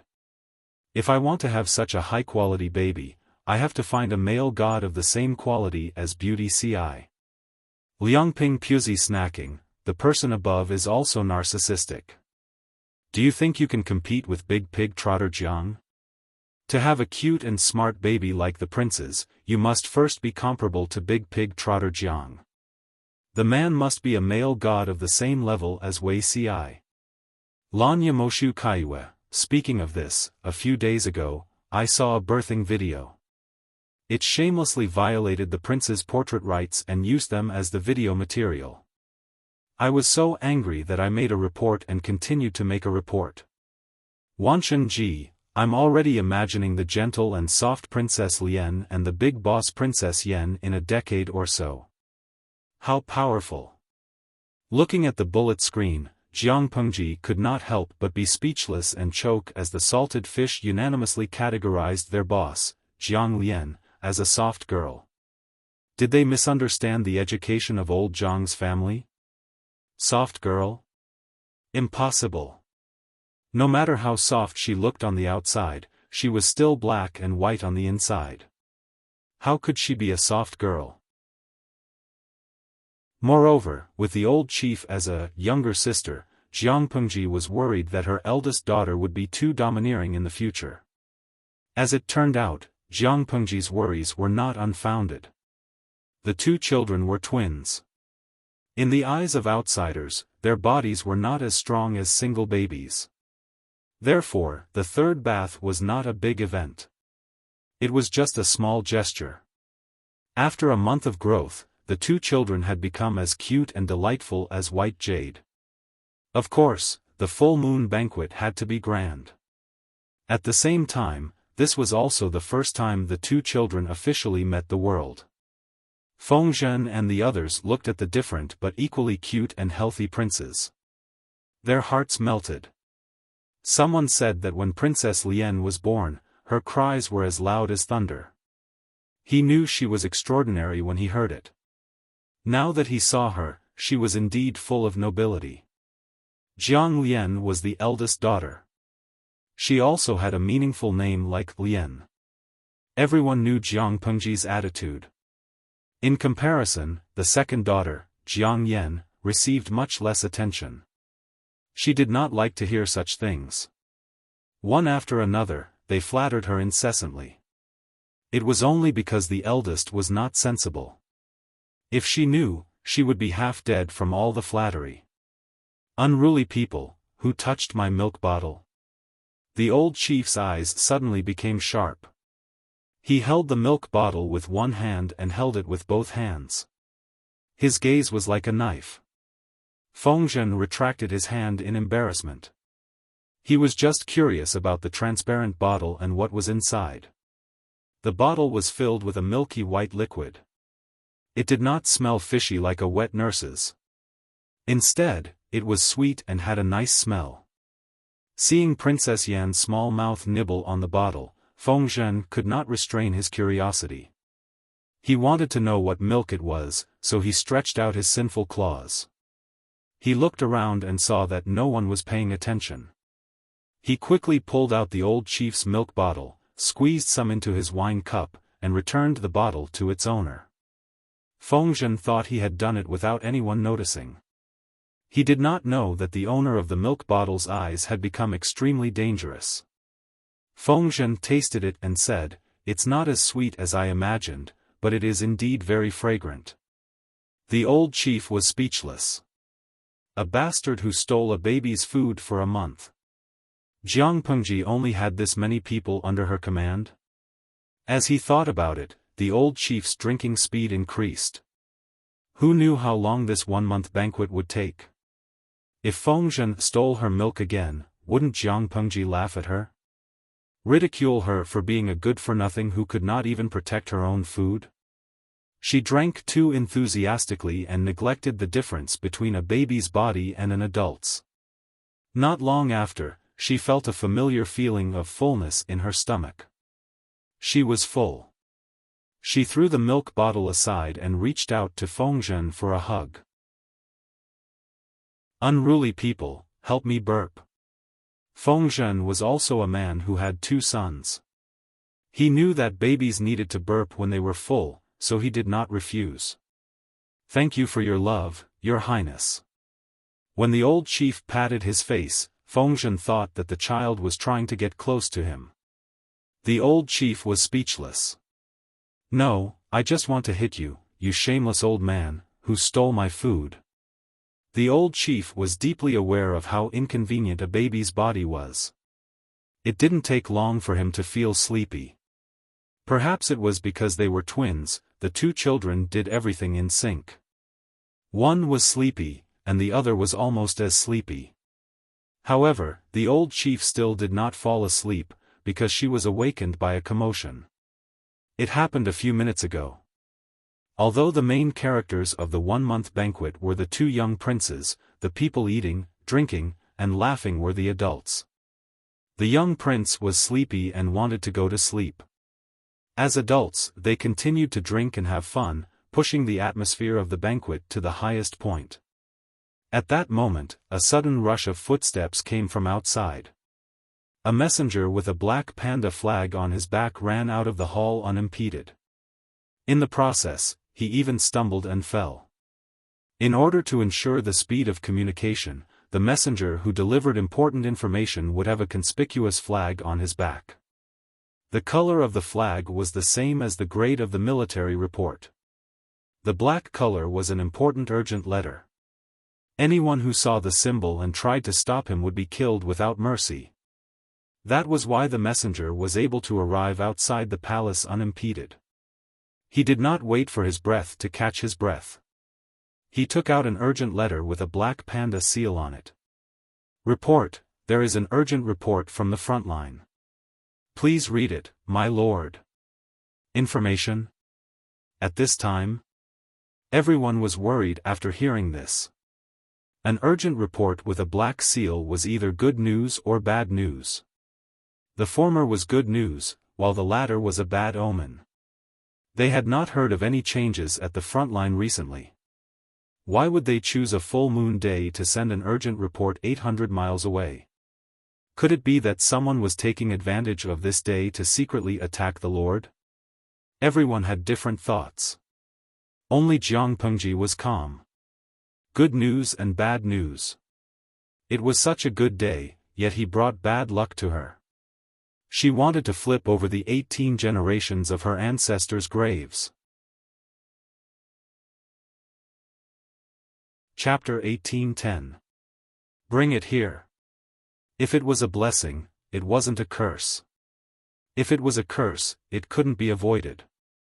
Even if it was bad news, Jiang Pengji did not intend to hide it. What auspicious omens or ominous omens? It was just a matter of her mouth. Even if it was an ominous sign, she could still lead her troops to kill the person who created the ominous sign and caused her trouble. The hall that was bustling with people toasting and exchanging toasts was now completely silent. It was so quiet that one could hear a pin drop on the floor. Jiang Pengji tore open the battle report and read it quickly. Her expression did not change at all, and the people below could not guess whether it was good news or bad news. It would be fine if it was good news, but if it was bad news, many people would be implicated. Not only will Her Highness's identity be questioned by the world, but those who fail to do their job will also be held accountable. If it's a light punishment, one person will lose his life, and if it's a heavy punishment, his entire family will have to pay. At that moment, the important ministers who were still outside were almost all veterans who had accompanied Jiang Pengji all the way. It was inappropriate to attack any of them. However, it was even more inappropriate to not make a move, as it would not be able to appease the people outside. If the crisis of public opinion was not handled well, the prestige that Jiang Pengji had painstakingly built up over the years would collapse. I don't know what happened. They thought of all the possible scenarios. For example, the Nanxing aristocrats rebelling. For example, the citizens of the northern borderline were unwilling to be integrated. For example, Qiguan Rang, who had previously been in the limelight, had failed to lead his troops. Half of Zhongzhao's territory, which he had spent a great deal of manpower to conquer, was gone. A few people in the banquet revealed faint sneers. Qiguan Rang's identity was the most controversial among Jiang Pengji's subordinates. Yang Si, the son of a prostitute, had a pure bloodline, but Qiguan Rang was a bastard with mixed blood. How many people were gnashing their teeth in jealousy for a bastard of humble birth to climb so high? Just the thought of serving in the same court as this kind of eccentric and sinister person made them somewhat unhappy. He had thought that Qiguan Rang would fall from grace, but he had almost become a god in one fell swoop. He had conquered half of the country in just over 20 days. Even if it was not all his credit, he had participated in it and was one of the main planners who had planned everything. The light that fell on him was not weak. Of course, there were people who were jealous, and there were also people who were worried that Qiguan Rang would promote a large number of people from the northern borderline in the future to compete with them. In just a few breaths of time, countless thoughts flashed through their minds. They thought of all kinds of possibilities, but they couldn't guess the truth. Jiang Pengji took a deep breath and slowly put down the urgent report in her hand. She glanced at the people in the hall. Those who were swept by her gaze subconsciously sat up straight.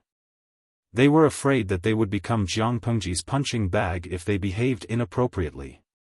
After a long while, a silence that was as long as death by 1,000 cuts, Jiang Pengji slowly opened her mouth. "Everyone, I have something to tell you." When everyone heard this, they knew that the real show was about to begin. Continue to recuperate next year. Everyone? They were all prepared to welcome the storm. Did the Lord build up the atmosphere for so long just to say this? Continue to recuperate next year? Zhongzhao was not fighting anymore. Wenjing offers the other half of Zhongzhao to congratulate the young lord on his birthday. Those who have surrendered and those who refuse to surrender will be escorted by heavy troops. They will arrive in Wanzhou in at most 7 days. Jiang Pengji held up the battle report from the front line. Zhongzhou is already in our hands. Unfortunately, this place has suffered years of war and the people's lives are in dire straits. It's really not suitable for us to fight again.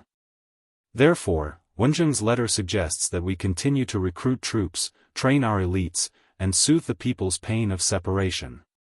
The year after, we will conquer Beiyuan and Xichang in one fell swoop. Does anyone have any objections to this arrangement? Qiguan Rang had originally wanted to take Zhongzhou as a birthday gift. Unfortunately, things had gone awry. He, who had always had a smooth sailing life, was plotted against and was almost killed by the troops. Old Ginger was spicier.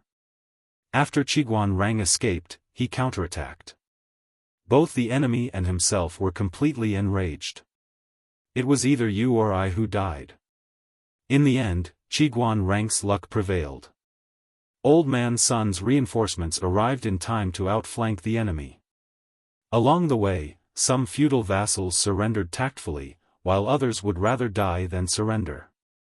In the end, they were all tied up and sent to Wanzhou. Only one feudal vassal was different. They wanted to surrender, but Old Man Sun Wen wouldn't let them. Someone advised the old man not to kill those who surrendered. The old man, who had always been easy to talk to, swore. No one could stop him.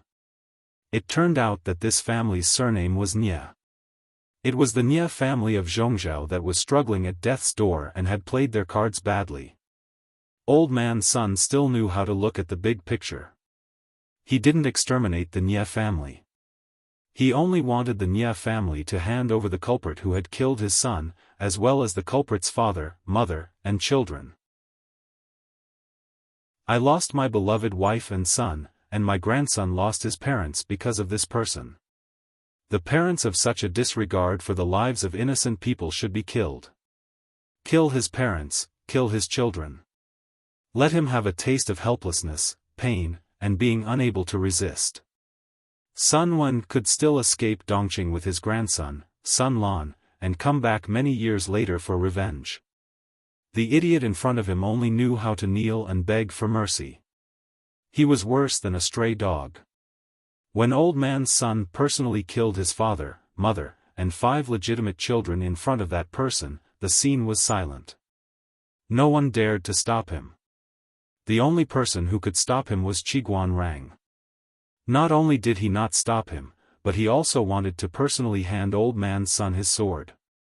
Someone said that the old man was too cruel and cold-blooded. He didn't even spare a child. Qiguan Rang couldn't help but sneer. When these people sympathized with the weak, did they ever think that Old Man Sun was the real victim and the weak? He only wanted to become stronger and seek revenge on the people who had harmed him. Revenge for revenge, revenge for revenge. The dust had settled in Zhongzhou, but Qiguan Rang couldn't be happy. He wanted to send a big gift on the young lord's birthday, but the time was wrong. Old Man Sun said, even if there's no birthday gift, there's a 1-month gift. At the very least, there's a 1-year-old gift. Thus, this letter was delivered to him. The messenger ran all the way, and a few horses died. Like a relay, it was finally delivered and the banquet was about to end. Qiguan Rang's generous gift undoubtedly made the halo on Jiang Lian's head shine even brighter.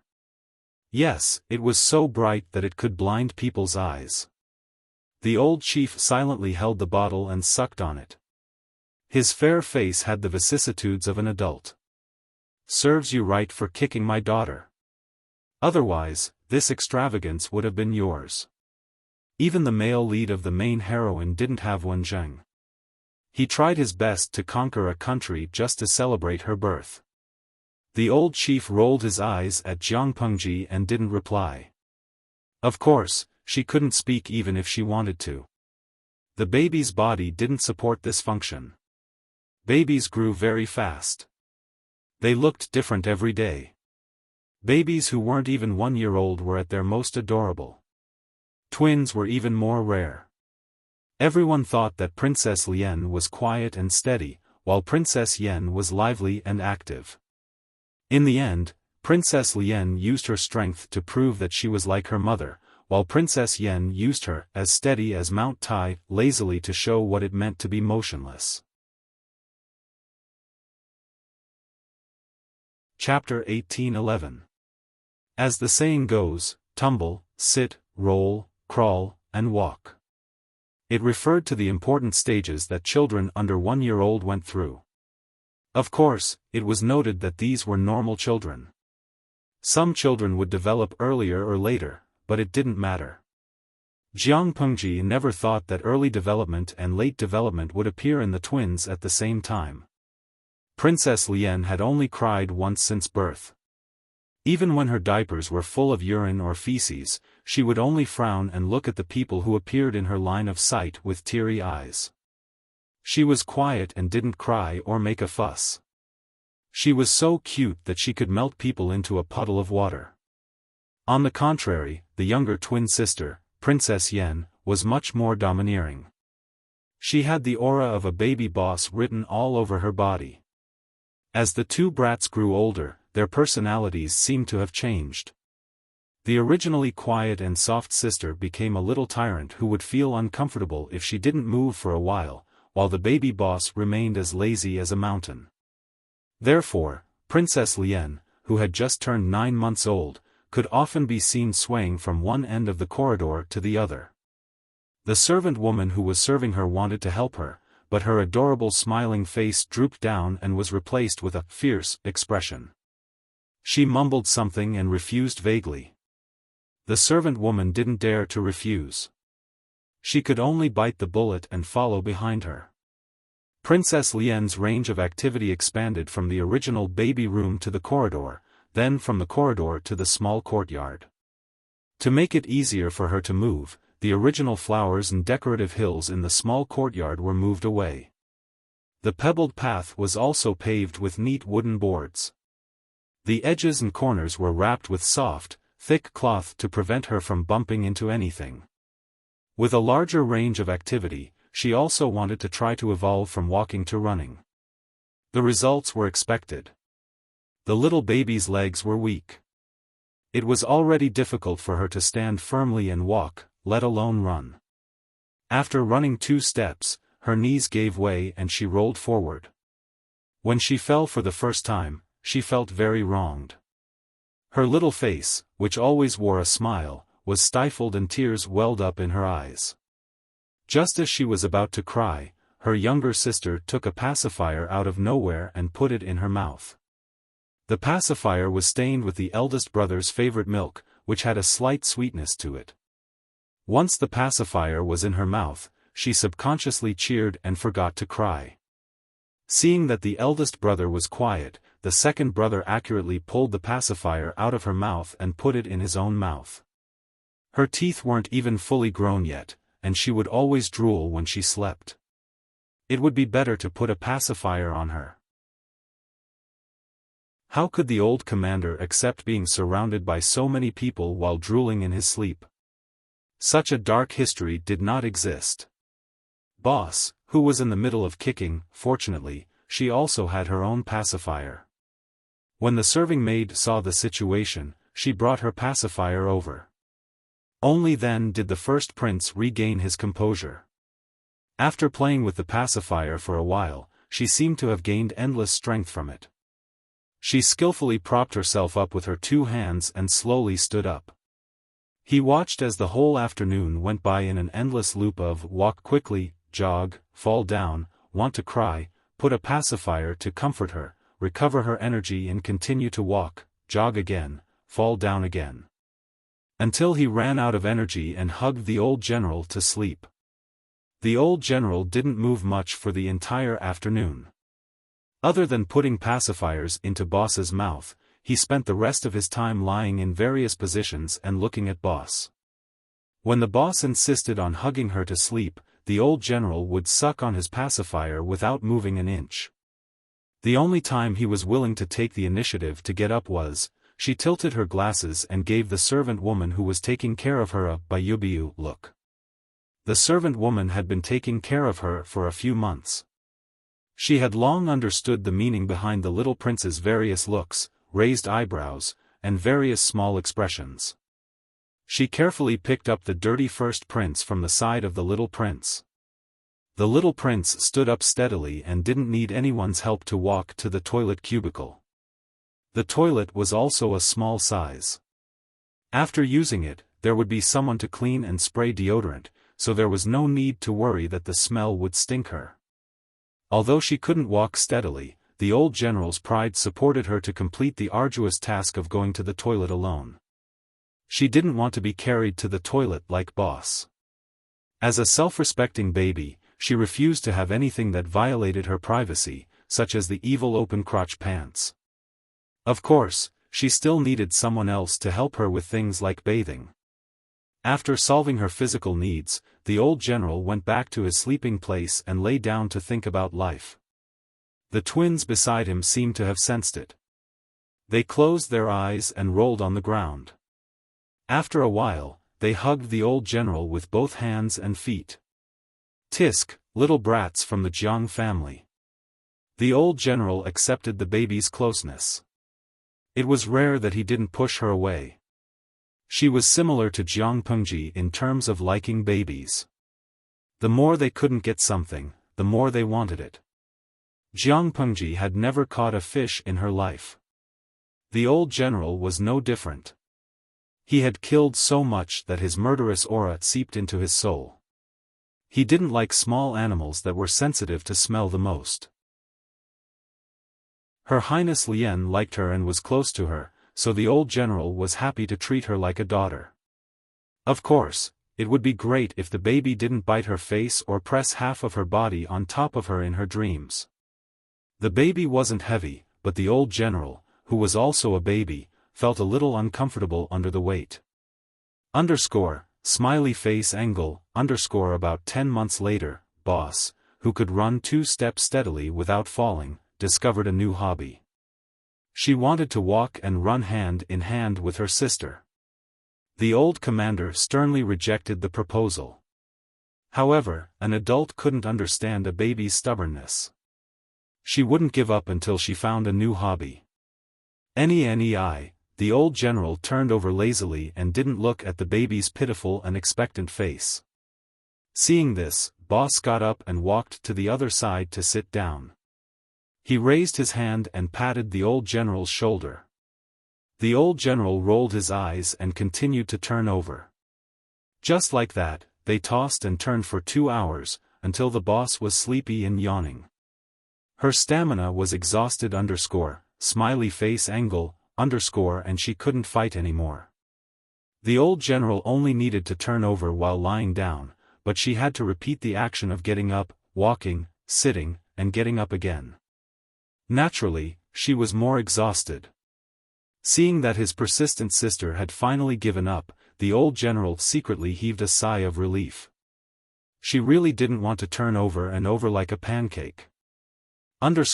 Smiley face angle, boss covered her small mouth and yawned twice. Suddenly, her small ears trembled and she became energetic as if she had been injected with chicken blood. Scare. The boss pointed at the door and shouted. After a while, footsteps approached. Wei Ci, who was dressed in a lake blue scholar's robe, appeared against the sunlight. Boss got up and ran to Wei Ci. She was a few steps away when her knees gave way and she almost fell. Wei Ci reached out and caught her steadily, then bowed respectfully. Your subject, Wei Ci, greets your highness. Boss said. Scare. The female servant stepped forward and bowed to Wei Ci with a respectful expression. She carried the 2 princes to change into a set of clean clothes. Sir, why are you here so early today? While they were waiting, the female official serving the 2 princes greeted Wei Ci. There weren't many trivial matters. I came after I was done. My lord has entrusted the important task of teaching your highness to me. I dare not disappoint her. I can only do my best to repay her, Wei Ci said with a smile. How are the 2 of you doing today? Chapter 1812. The maid briefly described the interaction between the eldest and the second. Wei Ci smiled as he listened. He was a little glad that this was a twin.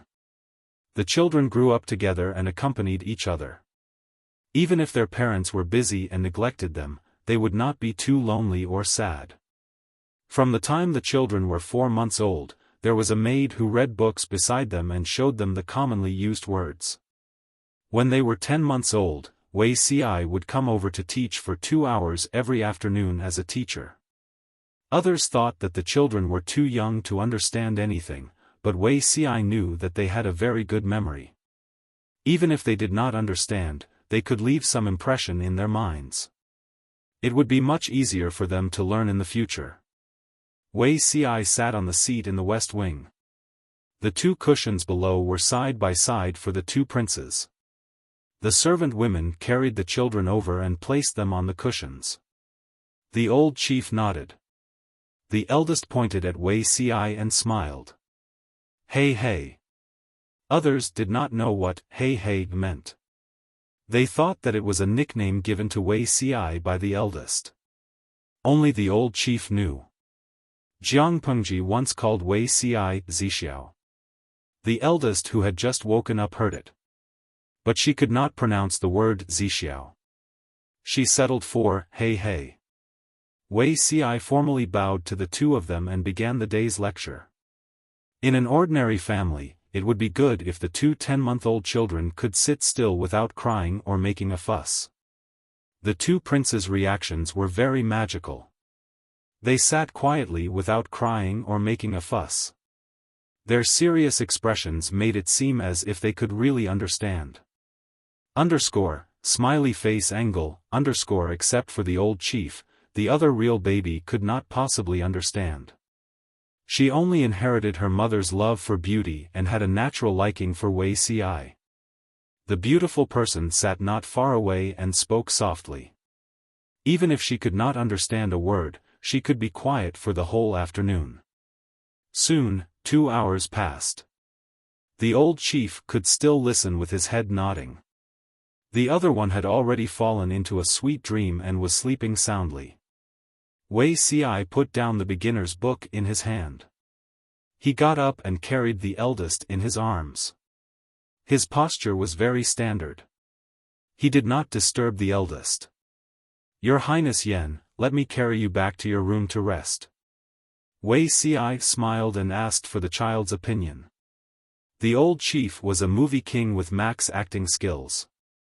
Of course, he could not show that he understood. He just nodded his head sleepily. Wuxia took it that she had agreed and carefully picked up the 2 babies. Although he was the child's teacher, he was still an outsider. Whatever he did, he had to be under the watchful eyes of the female officials and servants. He put down the child and got up to leave. Before he left, he told the maid what Her Highness needed to review. The female official noted them down one by one before Wuxia left. After Wuxia left, the young female official sighed with emotion. Sir Wei treats the 2 young princes very well. He was usually very busy with work, but he could still take 2 hours out of his busy schedule to teach his child, rain or shine. Even a biological father couldn't do this. The maidservant said, there are many people who treat Her Highness well. As a subject under the Lord, isn't this what he should do? Only Qiguan Rang, who had offered the country of Zhongzhou as a gift a year ago, would have applauded. To be able to go this far as a subject and a ruler, the word good could no longer be used to describe their relationship. The assistant realized that she had made a slip of the tongue and quickly thought of a remedy. The old general, who was still in a daze, could not help but pout. Wasn't he her biological father? By the time Jiang Pengji returned, the 2 princes were almost asleep. Liang, Princess Lian opened her sleepy eyes and sniffed Jiang Pengji.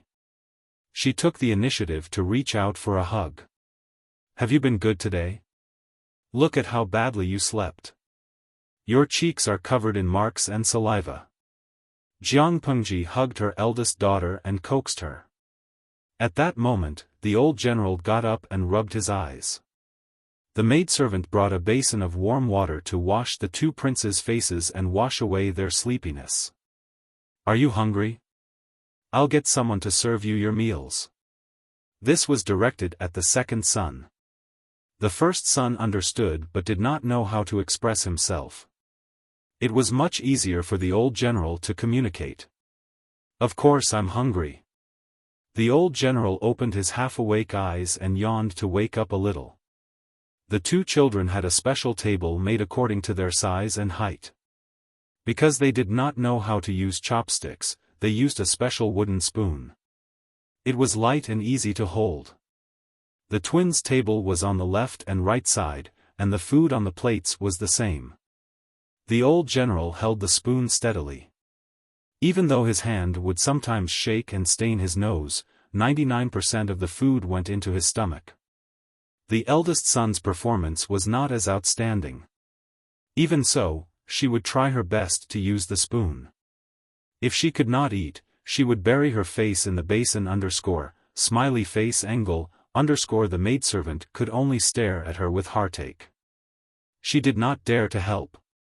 Which child born to a wealthy family did not have dozens of servants serving them meticulously? Let's not talk about children over 10 months old eating by themselves. Even the teenage Langjun and his wife had to be fed by the maidservants. Not to mention the fact that they had to bury their faces in the basin if they could not eat their fill. Lord Jiang was too harsh on the children. Of course, these thoughts could only be buried in their hearts. They did not even dare to say a word in their dreams. Eating a meal was like fighting a war. Jiang Pengji took a handkerchief and wiped the food off the children's faces. When it was the second son's turn, he coldly refused. The real boss never let people wipe their mouths, just like how she never turned around to look at the explosion when she caused trouble. You are my daughter now. You don't have to be so cold. The old general was indifferent. The servants are used to judging people. You are not the eldest daughter. If you refuse to interact with me, what if the servants neglect you? The old general could not help but roll his eyes. If the servants forgot their duties and stepped on the young master because the eldest did not value them, wouldn't that reflect the incompetence of the eldest? Such nonsense could be used in novels to shirk responsibility from the parents of the weak, but it would not work if it was used to deceive her. Jiang Pengji had no choice but to use her trump card. I want to know, where did the spiritual body in the god-slaying saber go? The old general who was wiping his face elegantly paused. His chubby baby face stiffened. Jiang Pengji smiled and rubbed the old general's ears. The soft ears felt as good as her eldest daughter's. Good girl, what should you call me? The old general thought about it and threw away the handkerchief. He reached out to Jiang Pengji for kisses, hugs, and kisses. Jiang Pengji took the opportunity to carry her and whispered in her ear. Is that all you have?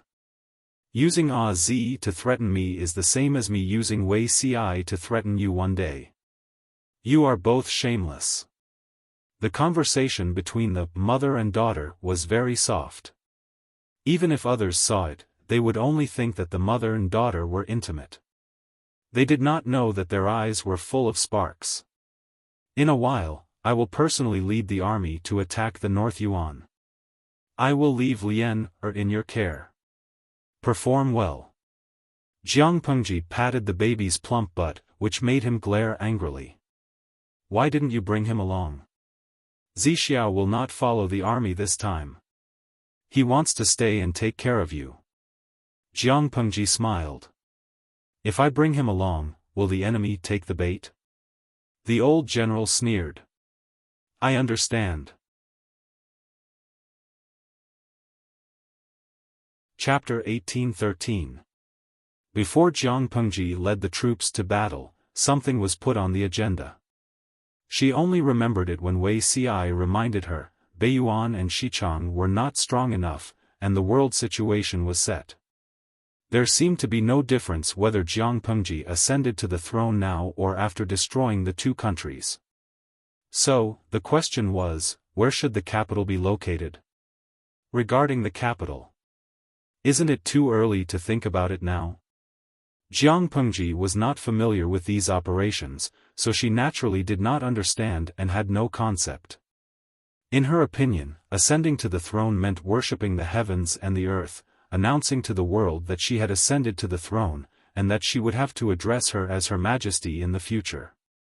She thought it was very simple, but in fact, there were many things to prepare in advance, such as the location of the capital. Wei Ci said, "It's not early. If you ascend to the throne, you will start preparing for the construction of the imperial mausoleum after the first year." Jiang Pengji? She had just ascended to the throne, and she was already sending people to build the imperial mausoleum for her? Wei Ci asked with a smile, "Do you think that the imperial mausoleum was built urgently by the emperor?" Jiang Pengji thought about the specifications of the imperial mausoleum described in the history books and was silent. Not to mention the construction standards of this era, even hundreds of years later, it might not be possible to build an imperial mausoleum that met the specifications in a few months. Generally speaking, the imperial mausoleum of the emperor was built soon after ascending to the throne. From the design of the imperial mausoleum, the preparation of materials, the manpower. These were all projects that consumed a lot of resources and money. If the construction was fast enough, it could be completed 2 or 3 years before the emperor's death. It was impossible to make a last-minute effort. The imperial mausoleum was already like this. The capital could not be developed slowly after ascending to the throne, right? Jiang Pengji was speechless and finally slacked off. This question is indeed. Where is the capital of the Jiang dynasty in your previous life? Can't it be decided where it will be in this life? Wei Ci sighed. He knew that the main leader would say that. In my previous life, the capital was really a child's play. Even when the world was stable and the people's lives were stable, there were still ministers who suggested moving the capital. It could not be helped, the emperor was too capricious, and the location of the capital was chosen with his eyes closed. In the 10th year of the Jiang dynasty, because the officials in the upper reaches were corrupt, the capital in the middle and lower reaches was flooded for 3 days. Although the flood control was timely and not too many lives were lost, the fertile fields of the people in the suburbs near the capital were flooded, and a year's harvest was destroyed. His Majesty's imperial palace was also soaked in water for 2 days. During those days, the officials went to work in fear and trepidation, dripping water to go to court. If this matter were to spread, it would be shameful. The capital of a country was flooded for 3 days because of a corrupt official. Fortunately, His Majesty's throne was as stable as Mount Tai, and the various crises were handled appropriately, so it did not cause any unrest in the court. Her Highness Jiang Yan's performance in this disaster relief was excellent, and she had completely caught the eyes of the courtiers. In the end, His Majesty finally agreed to move the capital. At the same time, all the officials upstream were to be investigated and held accountable, leaving no one alive.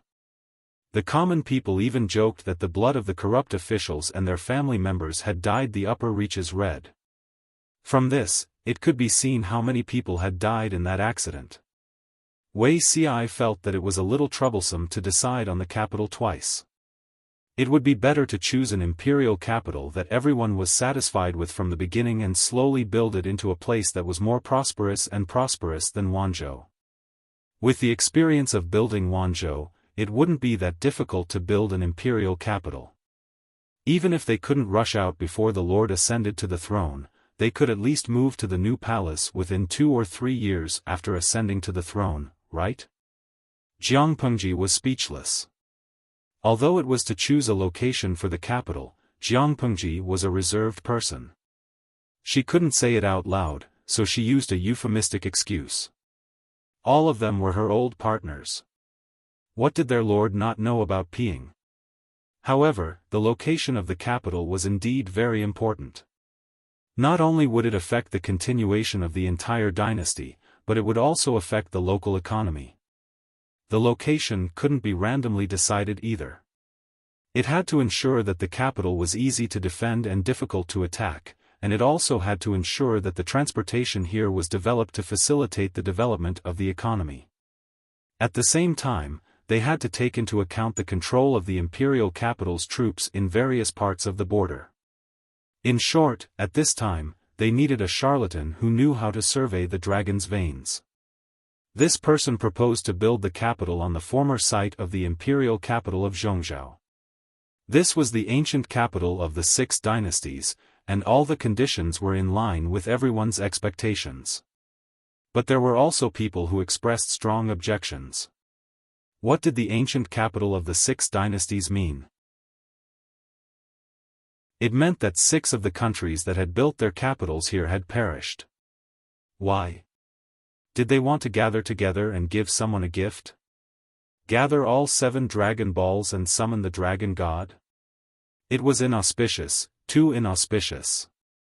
So, that person recommended the land near his ancestral home smiley face angle, not to mention anything else. If the location was successfully decided, the price of land and housing would skyrocket. Jiang Pengji sat at the head of the table and listened to their debate. She deeply suspected that these people had bought a lot of houses in those places. Of course, this was just Jiang Pengji's teasing. Apart from Wanzhou, there were no other places where housing prices could really skyrocket. The construction of the capital of a country wasn't a day's work. Although Wanzhou was very prosperous now, no less than any capital in history, it had taken countless people more than 10 years of hard work to build it to its current state. If they chose a barren place to build the capital, it would consume a lot of money and manpower. Jiang Pengji couldn't afford it. In terms of national defense and finance, there weren't many places that Jiang Pengji could choose from. It was best to choose an ancient capital with natural defenses, a construction foundation, and a place where there were tens of thousands of troops stationed nearby. After several rounds of intense discussion and voting, they finally decided on Ping and Fengdu in Sun Prefecture, which was slightly north of Zhongzhou. Most of Zhongzhou's 10 prefectures and 33 counties were rich and fertile. The prefectures and prefectures of the various prefectures and prefectures were also once overflowing with wealth. Sun Prefecture's Ping and Fengdu were once the capital of some small country during the chaotic era of the 16 kingdoms. If Jiang Pengji decided to set the capital there, it would look like a capital city in 2 or 3 years. To truly develop their economy, they would have to take their time after moving in. Sooner or later, they would surpass Wanzhou. If it wasn't for the fact that Wanzhou wasn't suitable to be the imperial capital, Jiang Pengji really didn't want to move. After deciding on Ping and Fengdu, everyone said that the name had to be changed. Jiang Pengji was speechless. Aren't you asking for too much? It sounds good to me. A few insiders muttered to themselves. It was one thing for their lord to be terrible at naming, but she was also obsessed with the aesthetics of names. Ping and Fengdu were fine, but Fengdu was in big trouble. Where was Plentiful City? Fengdu was also known as Fengdu. According to myths and legends, it was the entrance to the netherworld, the place where people went after death. How could the Son of Heaven and the Son of Hell live in the same place with the same name? We can't find someone to discuss with the Emperor of Fengdu and ask him to change his name, right? So, the plan that everyone gave was to change the name, to change it to an auspicious name. Oh, there was no need to adopt the Lord's suggestion. The name of the imperial capital was to be recorded in the annals of history. They didn't want to make a dark history and be mocked by future generations.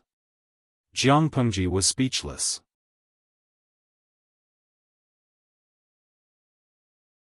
Chapter 1814. In the previous life, the capital was finally moved to Pingfengdu, right? Jiang Pengji asked Wei Ci.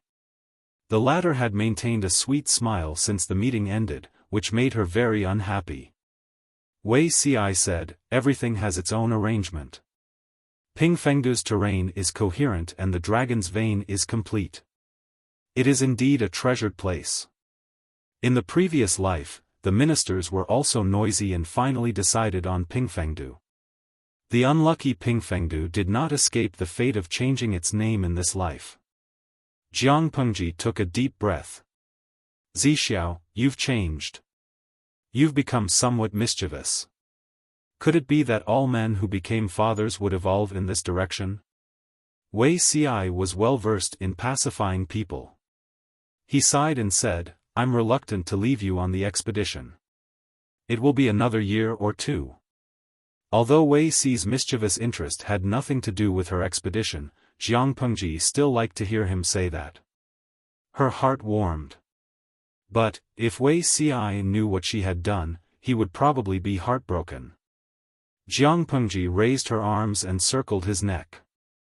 The two of them hugged each other quietly in the deserted corridor. The setting sun shone on them, casting an intimate silhouette. Jiang Pengji took a deep breath and suppressed the slight guilt in her heart. Her perplexity was swept away, and there was only determination left in her eyes. If I go on an expedition, are you really not willing to go to other places? There is a shortage of people everywhere. Are you really willing to waste your precious time in the rear? Jiang Pengji did not request Wei Ci not to follow the army this time. It was his own request because his child was in the rear and he had to take care of it. This reminded her of what the salted fishes once said. She earned money outside to support her family while Wei Ci took care of everything in the rear like a good wife and mother. Smiley face angle, in reality, the chief butler was actually Su Ku. However, Wei Ci's sacrifice was no less than Su Ku's. There were only a few years left in the war.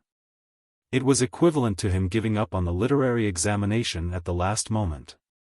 Wenzheng and Old Man's son relied on their previous military achievements and their valiant achievements in Zhongzhou. Their points were firmly in the top 3. If there were no accidents, their ranking was stable. After that, the competition was fierce. Wei Ci once told her that he would recall the literary examination after his rebirth, but now he chose to give up. Jiang Pengji was touched, but she did not want Wei Ci to make sacrifices and give in to his career for her and their child. After all, she wasn't a man in the salted fish plain who needed his wife to sacrifice her job to take care of the family. Wei Ci said, this is not a waste. The most important thing is to take good care of the two princes. Jiang Pengji looked straight into Wei Ci's eyes. Under the glow of the setting sun, she felt that the man in front of her seemed to have sensed what she wanted to do, which was why he insisted on staying. But, how was this possible? Jiang Pengji could not help but laugh. She buried these thoughts deep in her heart. When she was analyzing sincerity with Wei Ci in the past, she did reveal the existence of the main body of the system, but she only mentioned it briefly. According to Wei Ci's understanding, the system itself was a powerful existence, but it had yet to surpass the limits of humans.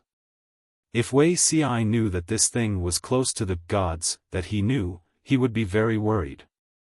How would he be as ignorant as he was now? Did Wei Ci really not feel anything? He was naturally aware of it.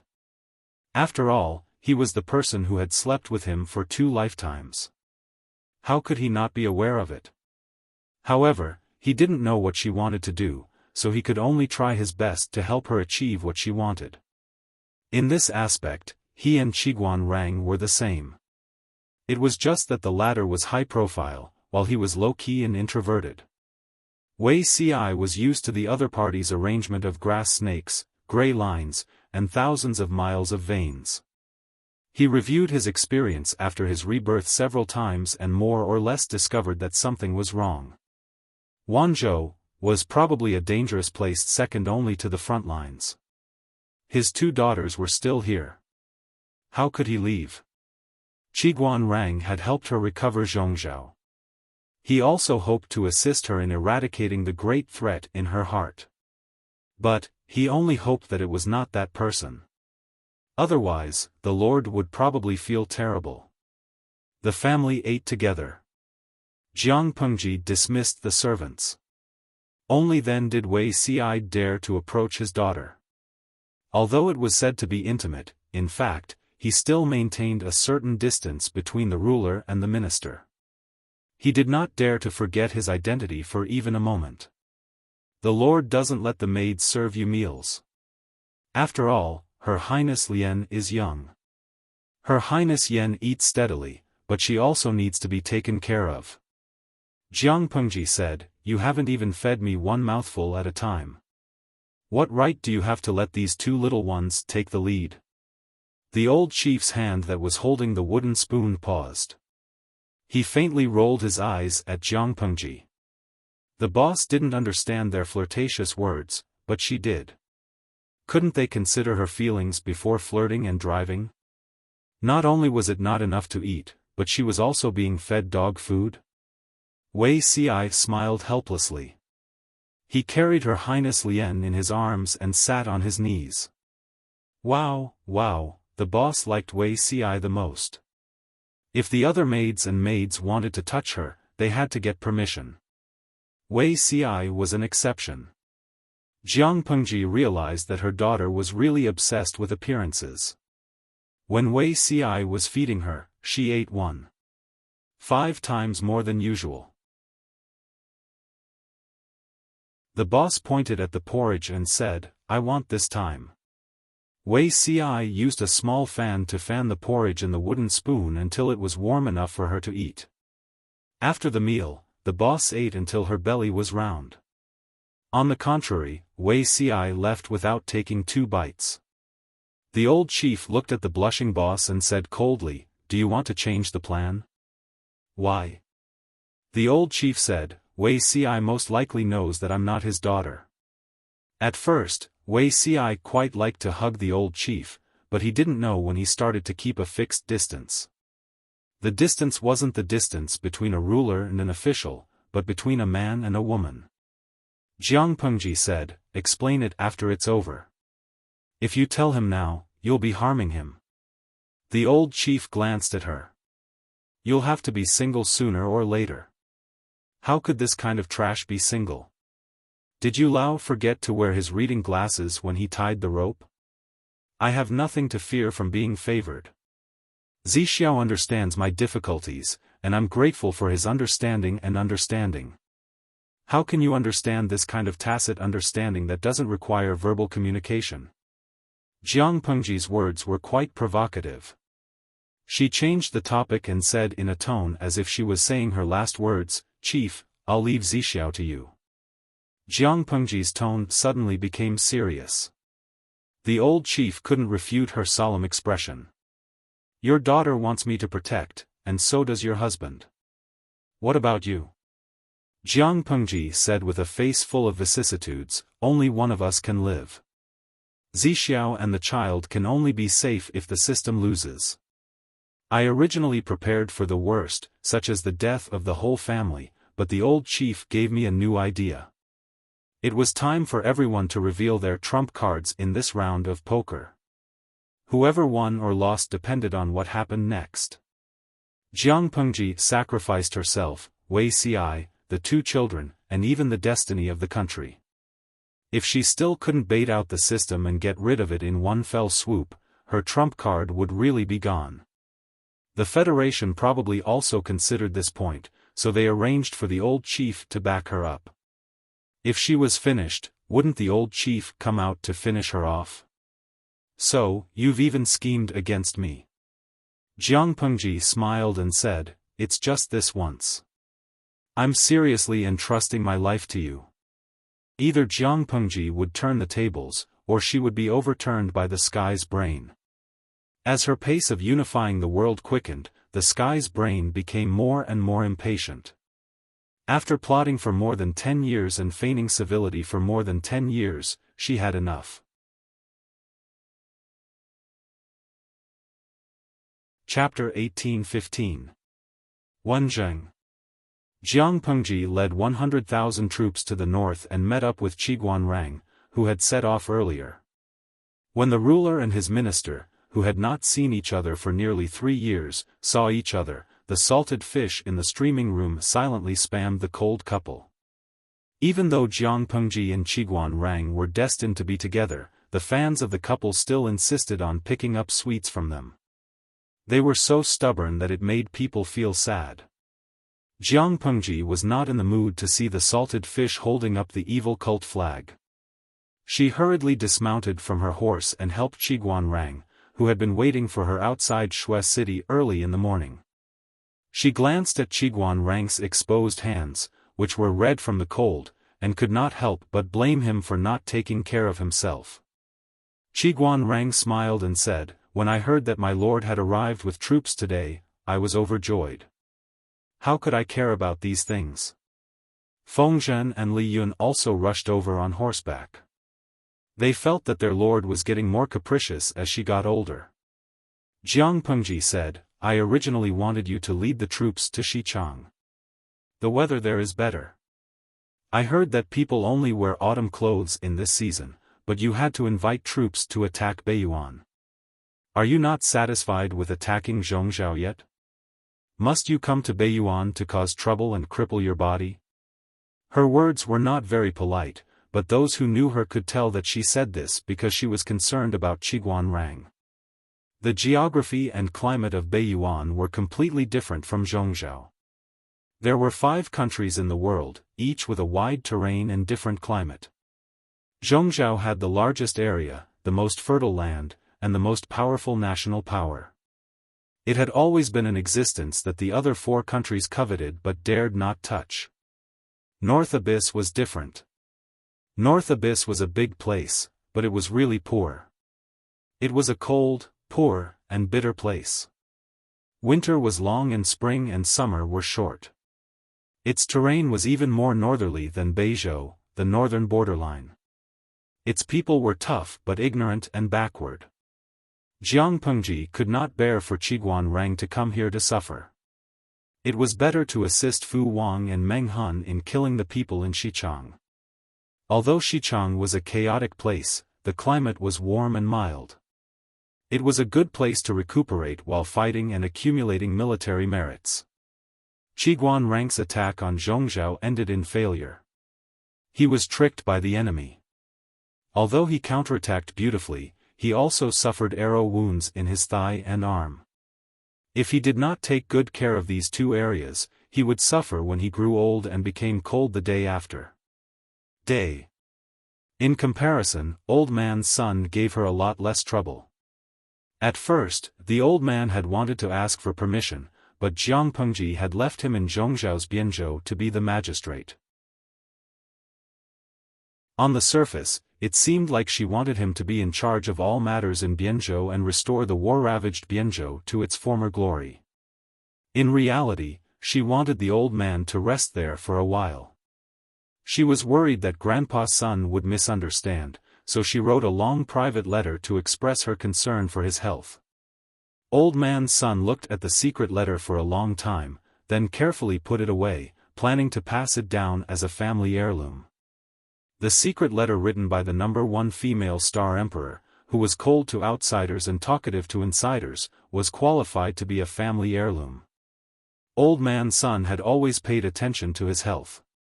It was not difficult for Jiang Pengji to persuade him, but Qiguan Rang was different. Too desperate. If Qiguan Rang was still the young man in his 20s, Jiang Pengji would have let him do whatever he wanted.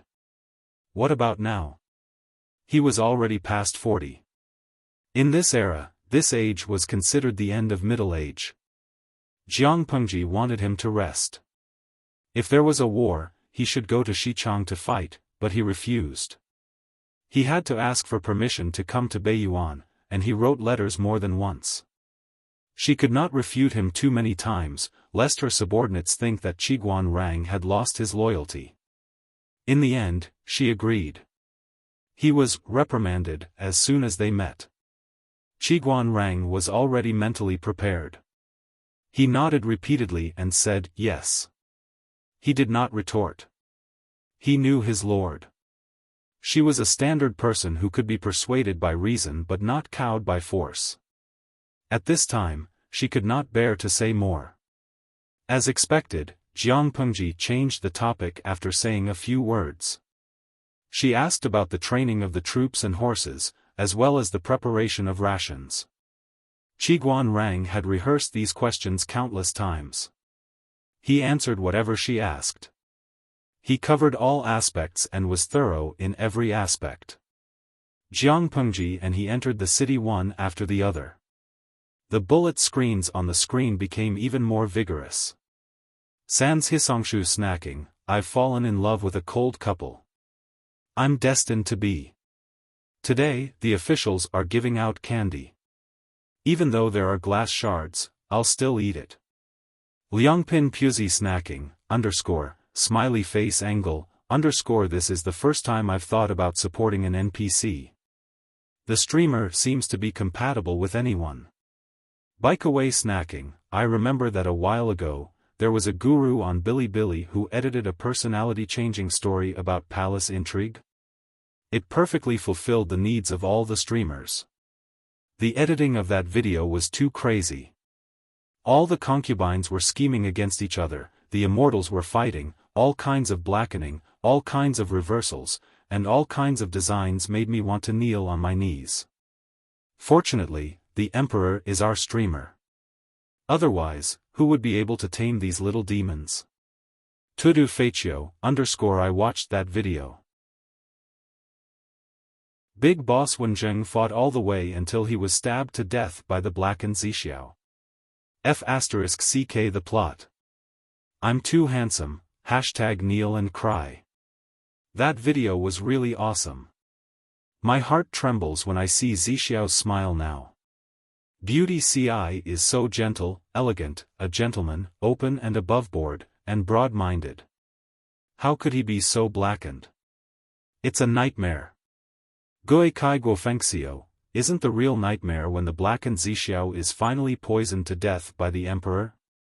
All the love is *King drama. My heart hurts when I watch it. Now I have psychological trauma when I watch the live stream.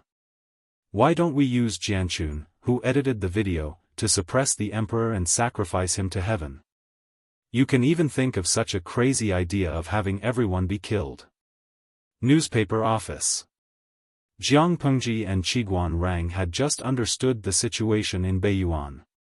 When she raised her head and glanced at the bullet screen, she could not keep up with everyone's topic again. After all, she was a veteran streamer who had been streaming conscientiously for more than 10 years. Why did they blacken her like this? My lord, are you unhappy? Jiang Pengji gulped down a glass of warm wine and warmed herself with the strong alcohol. Beiyuan killed itself and almost gave me the country for free. Why should I be unhappy? Although she said so, there was no trace of joy on her face. Qiguan Rang knew that his lord was unhappy in her heart.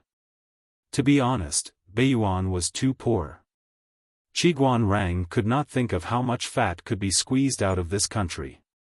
Sending 250,000 troops to attack was already giving them face. Have the winter clothes for the soldiers been distributed? Although it was said so, the 5 countries in the world were born as one. No matter how poor Beiyuan was, it could not be separated. It had to be recovered. All of them have been distributed. That's good. Have a good winter. Let the soldiers practice more and familiarize themselves with this terrible weather. If it were not for the fact that this war had to be fought, Jiang Pengji really could not bear to let her soldiers come here to suffer in the cold. After Jiang Pengji arrived, she was busy for 2 days. On the 3rd day, everything was on track. At this time, the scouts found hundreds of suspicious people. They arrested all of them and waited for Jiang Pengji to deal with them. After investigating, Fengzhen reported, the people who fled from Beiyuan said that they could not survive. They hope that my lord can take them in. Jiang Pengji smiled and said, fled? There are people seeking refuge with me when the war is about to start. Is the royal family of Beiyuan so unpopular? Fengzhen evaluated indifferently, the royal family of Beiyuan is just a group of puppets who are manipulated and have no control over themselves. How can they unite the people?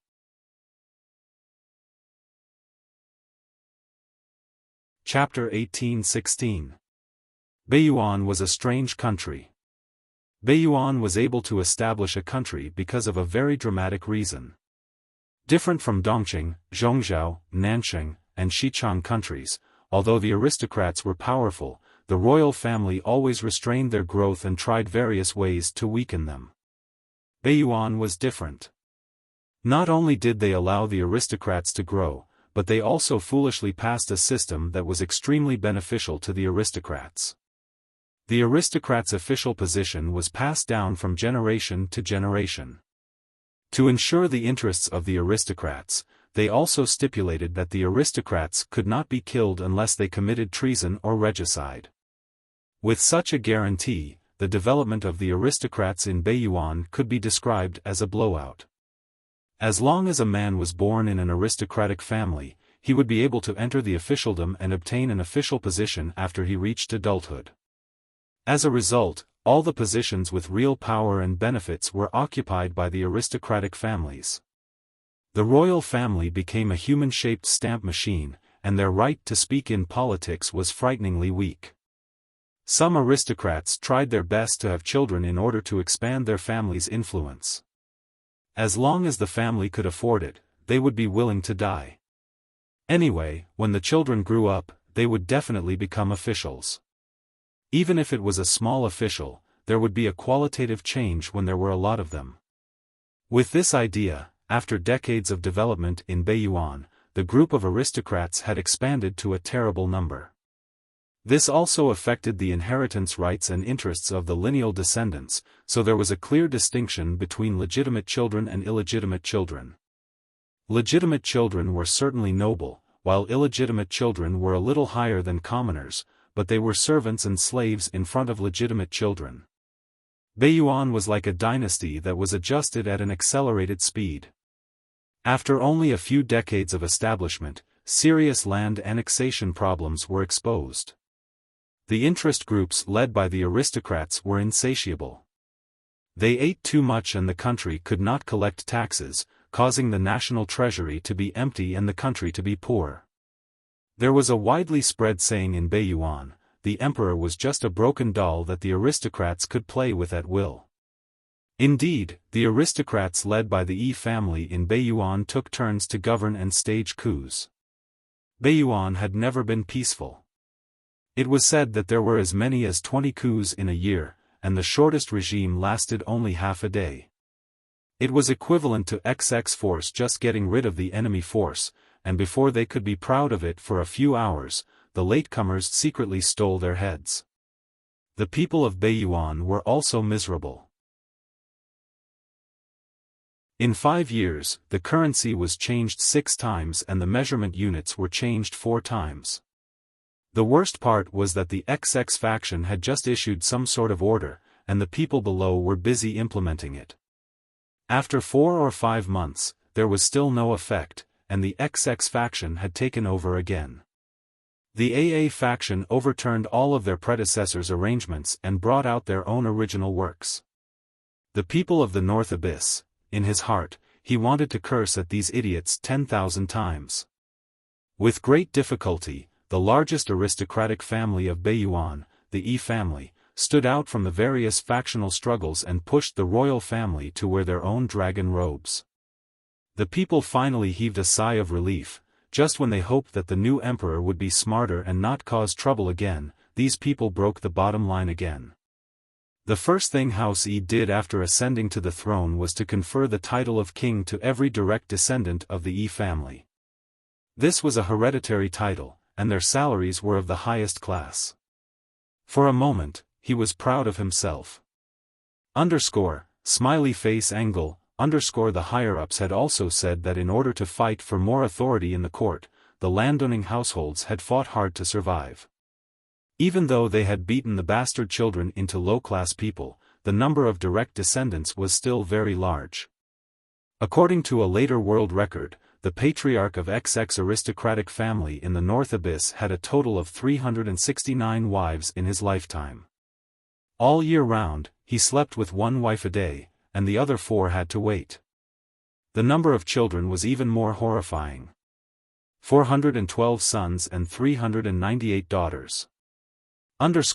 Smiley face angle, in order to increase the number of so-called legitimate children, they could have 9 wives at the same time and unlimited concubines. Although the Yi family was not so horrifying, there were still more than 100 direct descendants of the Yi family. In other words, in a place with a small population like the North Abyss, there were more than 100 hereditary titles of king all at once. How could the national treasury afford the highest salary for every king? After receiving half a year's salary, they were so poor that they only had their underwear.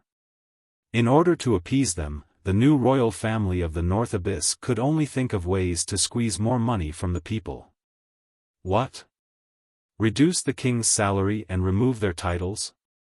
No way, they were all from the Yi family and held great power. If they were angered, they would lose their heads in the middle of the night. Smiley face angle, anyway, the people were just ants. Why would ants need people to have such a big appetite? Cut. The money in the people's pockets was like a sponge that could still be squeezed. The North Abyss was located in the north. It was only warm for a few months a year, and the rest of the year was very cold. The environment was harsh, and it was not easy for crops to survive. The land produced little food. In order to stabilize the national situation, the agricultural tax could not be high. Even if the government only collected 20%, the people had to scrimp for a whole year to feed their families. However, in order to appease the kings, the Yi family repeatedly raised taxes on the people and added complicated tax items to increase the national treasury's income. When the tax was at its heaviest, the government collected 90% of the agricultural tax, and the remaining 10% of the grain tax had to be exploited. Within the North Abyss, countless people froze and starved to death. During the years when Jiangpengji was at war, the North Abyss had coveted the fat meat of Dongqing. They had also heard of how rich and prosperous Wanzhou was and dreamed of taking it for themselves. But the North Abyss was so chaotic. Where did they get the financial resources, equipment, and military supplies? The soldiers of the day were just poor people who had sneaked in to get some hot porridge. The real elites were the private soldiers of the gentry, the minions of the evil spirits in the eyes of the people, and the North Abyss still wanted to squeeze out troops to expand and invade her rear? Jiangpengji only gave them 2 words, haha. Before the Yi family came to power, the barren North Abyss could still gather more than 100,000 decent troops, which gave Jiangpengji a certain amount of pressure. This was also why she asked Qiguan Rang to hold back his troops to prevent the North Abyss from jumping out and stirring things up. Now that the Yi family had been in power for almost 2 years, the entire North Abyss was like a broken doll. Jiangpengji really thought highly of the North Abyss by bringing 250,000 troops. Outsiders thought that Jiangpengji was using a sledgehammer to kill a chicken. Only Qiguan Rang knew that she brought so many troops to kill all the gentry in the North Abyss. Among the 5 countries in the world, the number of gentry in the other 4 countries added up was less than the number of gentry in the North Abyss. The gentry in the North Abyss were especially superstitious about bloodlines. The deformed N kinds of privilege theory of the gentry was deeply rooted in their bones. A group of malignant tumors. If she really absorbed it, she was afraid that she would get cancer. When Fengzhen told her that they had captured more than 100 refugees from the North Abyss, she was deep in thought. Qiguan Rang said, actually, there were refugees who flocked to Shui City before, but I made the decision to expel them. Jiangpengji smiled and said, what if they couldn't? Qiguan Rang said, give them dry rations and send soldiers to send them away. If they are still stubborn, kill them as an example to others. If not, kill them all. Although the refugees from the North Abyss were pitiful, they couldn't allow them to enter their territory and threaten the lives of the people there. When Qiguan Rang arrived at the border, he heard that many refugees from the North Abyss had robbed the local people of their money and rations, killed people, and raped them. These people couldn't be allowed to live. As for those who hadn't escaped in time, he was much gentler. He mainly drove them away and killed them when they couldn't escape. If it were anyone else, they would probably be scolded to death, but Qiguanrang never cared about such things for the sake of the overall situation. He wouldn't be soft-hearted to the people of the enemy country and put his own people in danger. Similarly, he didn't have to be soft-hearted to this group of people who had crossed the border. However, Fengzhen said, "It's just. My lord, one of them claims to be your old friend." Jiang Pengji asked, "What's his name?" Fengzhen answered, "Ma Xiao." An image of a somewhat quiet but clear-eyed youth immediately appeared in Jiang Pengji's mind. The acquaintance from the Langi Academy was indeed an old friend. I remember Xiaoyin saying that the fertile fields of Ma Xiao's family were occupied and plundered by bandits. In order to avoid disaster, he had no choice but to move his family north. There had been no news of him for many years. It never occurred to her that he had gone to the North Abyss to avoid disaster.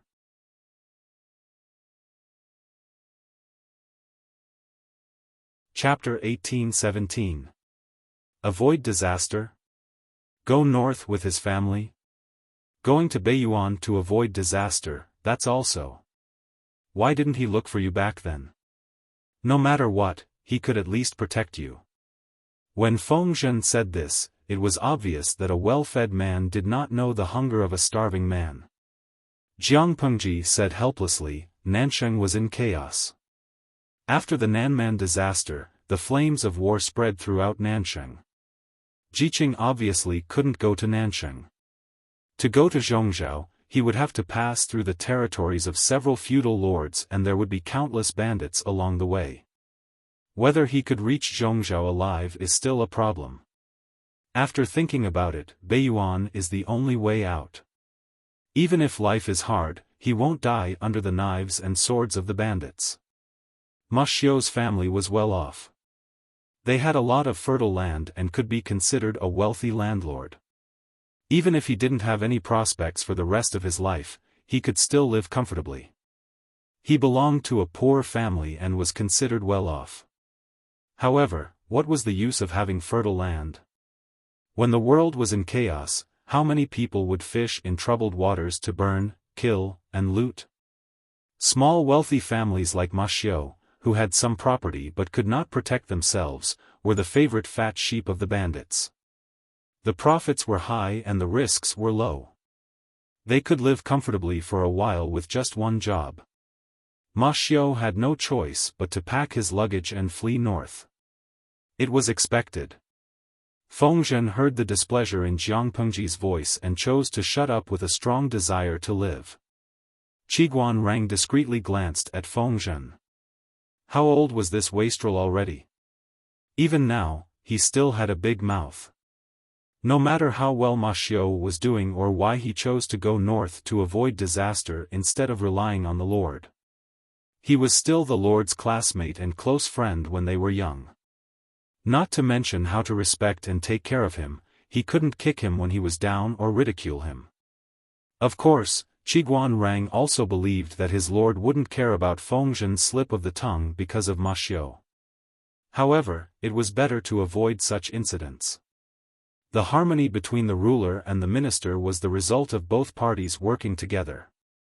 Feng Longzi should learn from this. Jiang Pengji said, "Why didn't he look for me? Maybe he didn't want trouble. His personality has always been like this."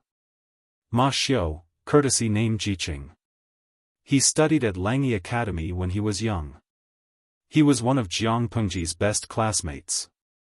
Compared to the others, Ma Xiao did not have a high presence among the five of them. Most of the time, he was just passively joining in on the fun. His personality was rather taciturn. As long as he felt that he could solve the problem by himself, he would definitely not trouble people he was familiar with.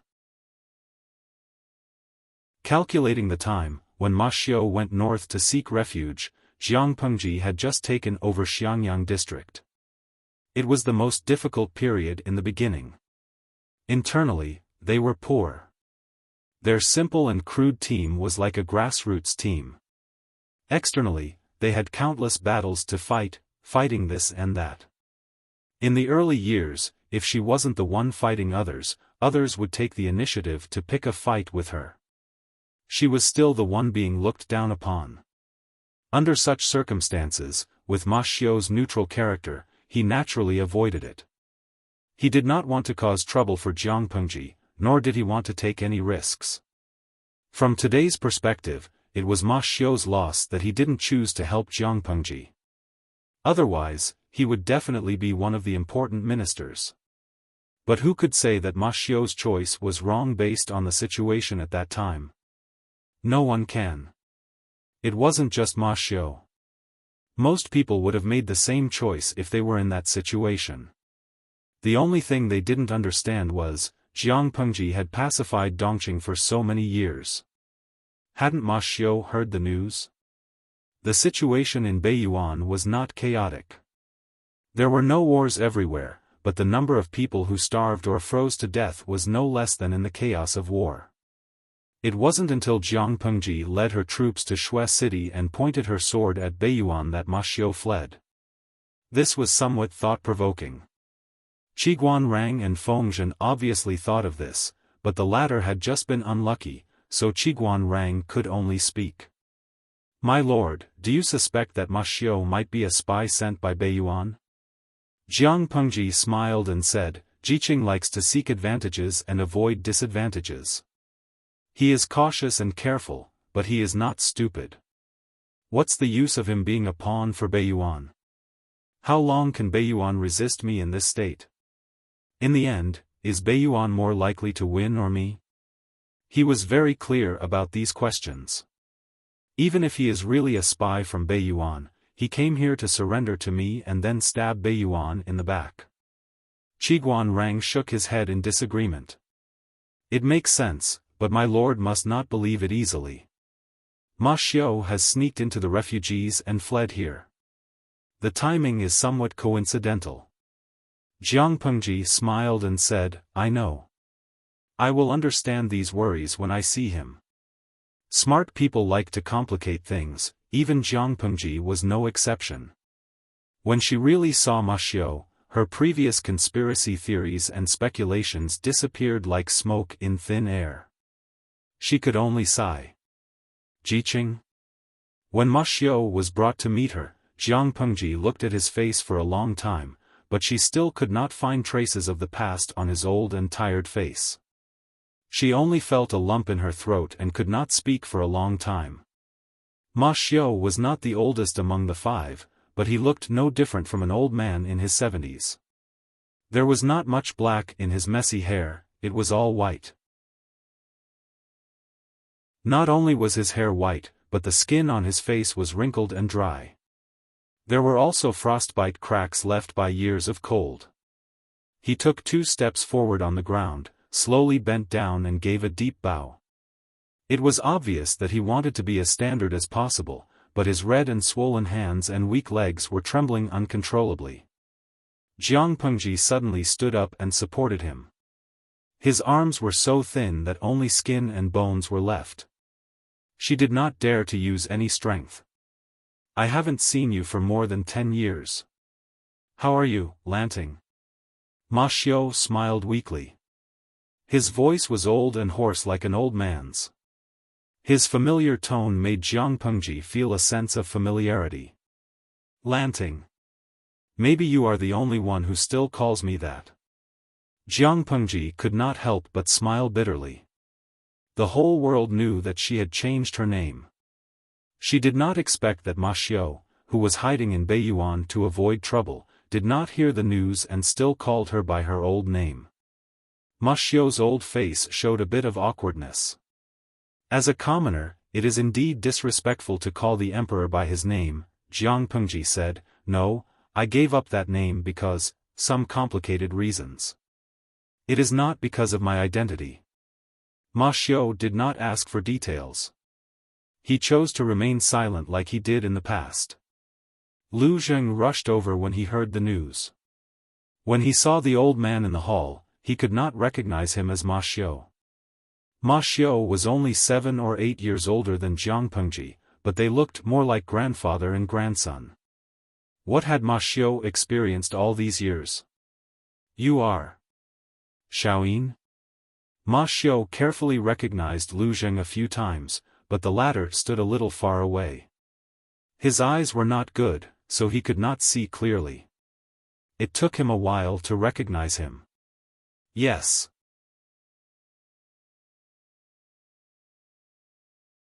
Chapter 1818. Ma Xiu was not only a refugee but also a fugitive slave.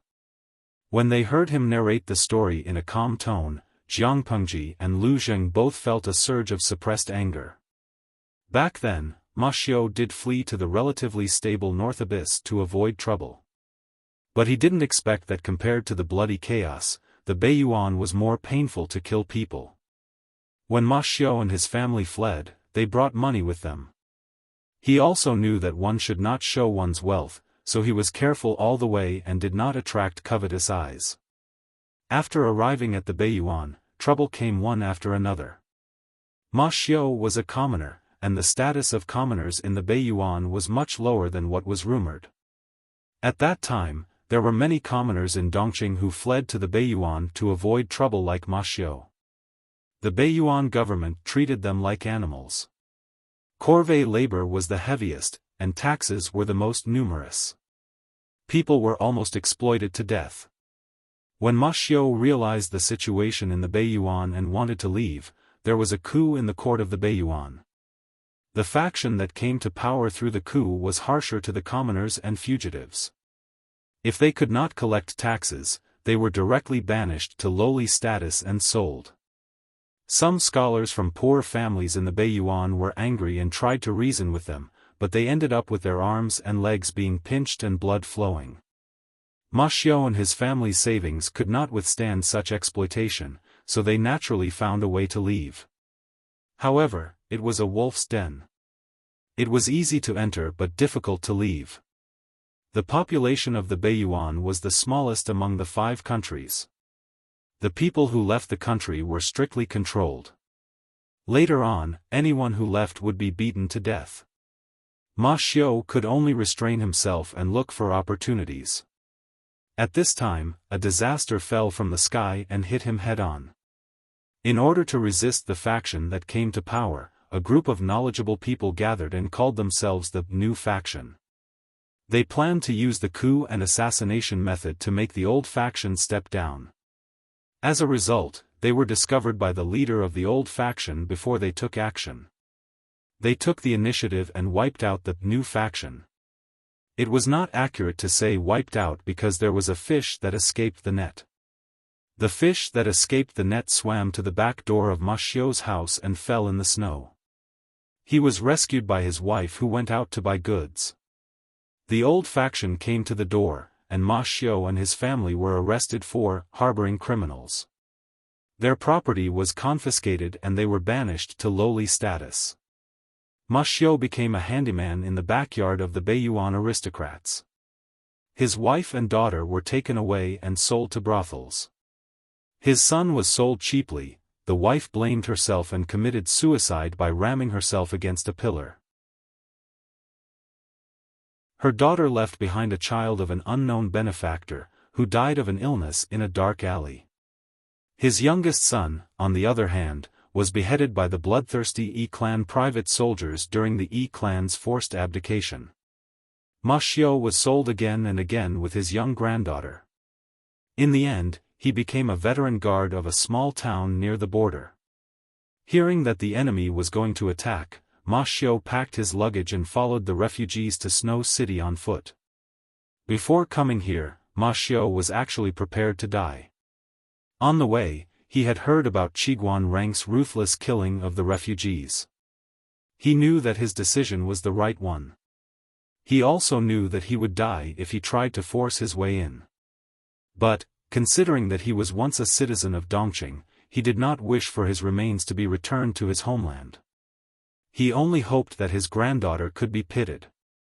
She could be adopted by someone or bought. If that was not possible, she could accompany him to be buried under the walls of Snow City, which was the closest city to Dongqing. Refugees like them had to walk on their feet. Ma Xiu was still all right. At the very least, he had a pair of old shoes that he had taken off someone's body. There were also many people who were barefoot. Before they reached Snow City, they were discovered by the patrolling cavalry scouts and all of them were captured. They thought they were going to die, but they did not expect the soldiers to let them take their rations. They told them to go back to where they came from and not to think about sneaking into Dongqing. Ma Xiu heard the refugees around him hugging their heads and crying. He also learned the identity of the enemy's leader from some of the refugees. In a trance, he felt as if he had encountered a glimmer of hope when he was at the end of his rope. Grandpa? His granddaughter was very skinny. Her head was big and her body was small. Every time he saw her like that, he was worried that she would break her neck. Ma Xiu said, "Don't worry. Grandpa has an idea." Although he said that, he was not confident at all. Even so, he was still determined to meet Jiang Pengji and told her his name. No one thought that Ma Xiu, the old man, had anything to do with the master of the world. Even Ma Xiu himself felt enlightened. When he was young, he really knew such a person. Or, those memories of his youth were just a daydream of this old man? When he waited anxiously and was summoned to see Jiang Pengji, it was as if time had turned back. He not only saw the dignified female vassal in front of him, but also the young man in red who was laughing and cursing in Langya County. They were two completely different scenes, but at that moment, they overlapped in front of his eyes. They fit together perfectly, regardless of the person or the scene. Time flies. Time treats me like snow and knives, but you are still a young man in fresh clothes. When he told these things, Ma Xiu's turbid eyes did not have a trace of emotion. It was not the calmness after experiencing snow and wind, but a lifeless silence. Jiang Pengji sent people to help Ma Xiu settle down and sent a doctor to take his pulse. Ma Xiu smiled and thanked her. The doctor took his pulse, prescribed medicine, and replied to Jiang Pengji. "He is like a lamp that has run out of oil. If we use precious medicine to keep him alive, he will only have a few months left." Doctors could cure stubborn diseases, but they could not save a person who was at the end of his life. The only thing Jiang Pengji could do was to let Ma Xiu live a better life in his last days and live a little longer. Her hand that was correcting official documents paused. The ink dripped and black dots appeared. "How much longer can he live?" The doctor said, "Late spring and early summer next year." Jiang Pengji waved her hand. "You may leave. I understand." Today's streaming room was very quiet. The naughty salted fish did not say anything flirtatious. Qiguan Rang asked her, "What is my lord thinking about?" She slowly whispered, "Late spring and early summer next year, will the world be united?" In another place, Ma Xiu and Lu Zheng were looking at each other silently. Ma Xiu's granddaughter was holding a fragrant and soft meat patty and chewing it slowly. Everyone has their own fate. It's just fate.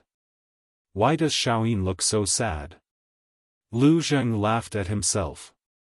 I'm usually cold and hard, but I seem to be especially sad today. Ma Xiu smiled. Today is a rare day of celebration for me in the past 10 years. It was naturally a joyous occasion to find someone to entrust his orphan to before he died. Lu Zheng wanted to say something to comfort him, but he could not say anything when it came to his mouth. Reminiscing about the past was even more nonsensical. For Ma Xiu, who had suffered in the first half of his life, the more beautiful his youth was, the more miserable and painful the second half of his life was. If the two of them really wanted to reminisce about the past, they would only be rubbing salt on Ma Xiu's wounds.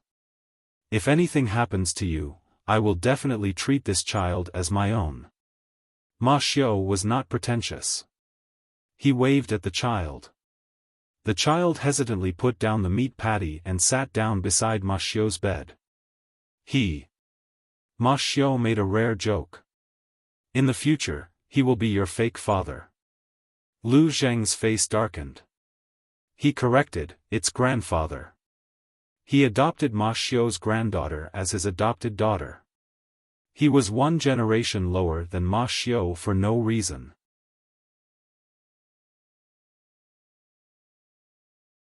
Chapter 18-19. Ma Xiu couldn't help but say as he looked at his timid granddaughter who was taken away by the servants to rest. She's a poor child. Lu Zheng said, bitterness comes after sweetness. Ma Xiu froze for a moment and laughed. You're thinking the same thing as me. Do you know what nickname I gave her? Lu Zheng didn't know. Ma Xiu replied, Oil Orange. Oil Orange? Ma Xiu nodded. Yes, Oil Orange. Eating it for a long time will make the body light and prolong life. It's bitter before sweet. It suits her. Oil Orange blossoms in spring and produces fruit in summer. Every mid-autumn, late summer, and early autumn, Oil Orange fruits fill the branches and leaves. It's also resistant to drought and barrenness. It's very adaptable and can be found in some mountains in the south. The fruit tastes slightly bitter before sweet. Lu Zheng understood Ma Xiu's meaning. After a few moments of silence, he asked, What's her name? I haven't given it yet. In a place like Beiyuan. A child like her doesn't need a name. It's good enough to have a humble name. Ma Xiu was still smiling, but his smile did not reach his eyes. His eyes were cloudy and lifeless. Smiling was just a habit that he had formed for the sake of living. Seeing Lu Zheng's heavy heart, Ma Xiu thought for a while and said, I'll think of another one later. Oil Orange was just a nickname he had given her, but she couldn't bear such a nickname in the future. Lu Zheng said, Yes, I'll give you one. If you don't, I'll decide when I adopt her in the future. Ma Xiu smiled faintly and said nothing. Lu Zheng was also a top student in Langyi Academy. It was the child's fortune to have a name with his talent. The two of them were silent for a long time. Just as Lu Zheng was about to suspect that Ma Xiu had fallen asleep, the latter suddenly talked about the past. I've been dreaming about my youth these days. Besides Yuan Lanting, how's Byuku and Ben? Ma Xiu hadn't mentioned these names for many years.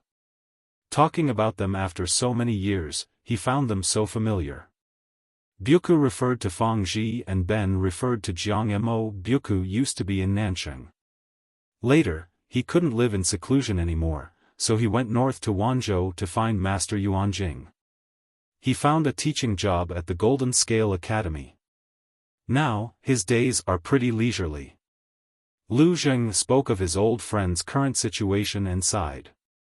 Actually, perhaps you don't know this, but the Lord supports the poor, so he has some discord with the aristocratic families.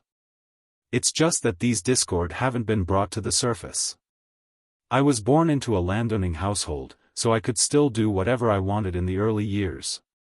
However, my parents would eventually grow old, and the burden of the family still fell on me. In the end, we still drifted apart. On one side was his childhood friend, and on the other side was his family's stubborn and conservative stance. Jiang Mo didn't have the ability to stake everything on one throw.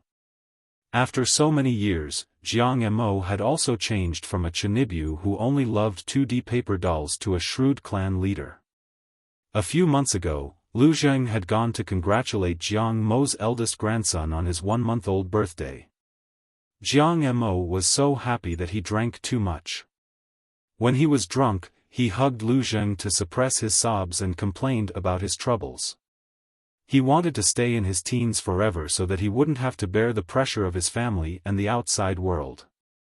He also didn't have to go against his will to do things that he didn't like, and he didn't have to become the kind of person he hated the most when he was young. Lu Zheng didn't know how to comfort him. When he woke up the next day, Jiang Mo acted as if nothing had happened. It was as if he couldn't remember what he had said when he was drunk. Xiaoyin, do you think Lu Lanting will kill me if I cross her bottom line? Lu Zheng thought about it seriously and answered, if she still has some feelings for me, she will do it herself. Jiang Mo laughed and cried at the same time. After a long time, he waved his hand and said tiredly, "You're right. I just hope that day doesn't come." Lu Zheng stopped thinking, but his heart was still heavy. At this moment, he heard Ma Xiao say, "So, among the five of us, only Lanting hasn't changed." Lu Zheng said, "A person with a strong heart is not easily swayed by external factors.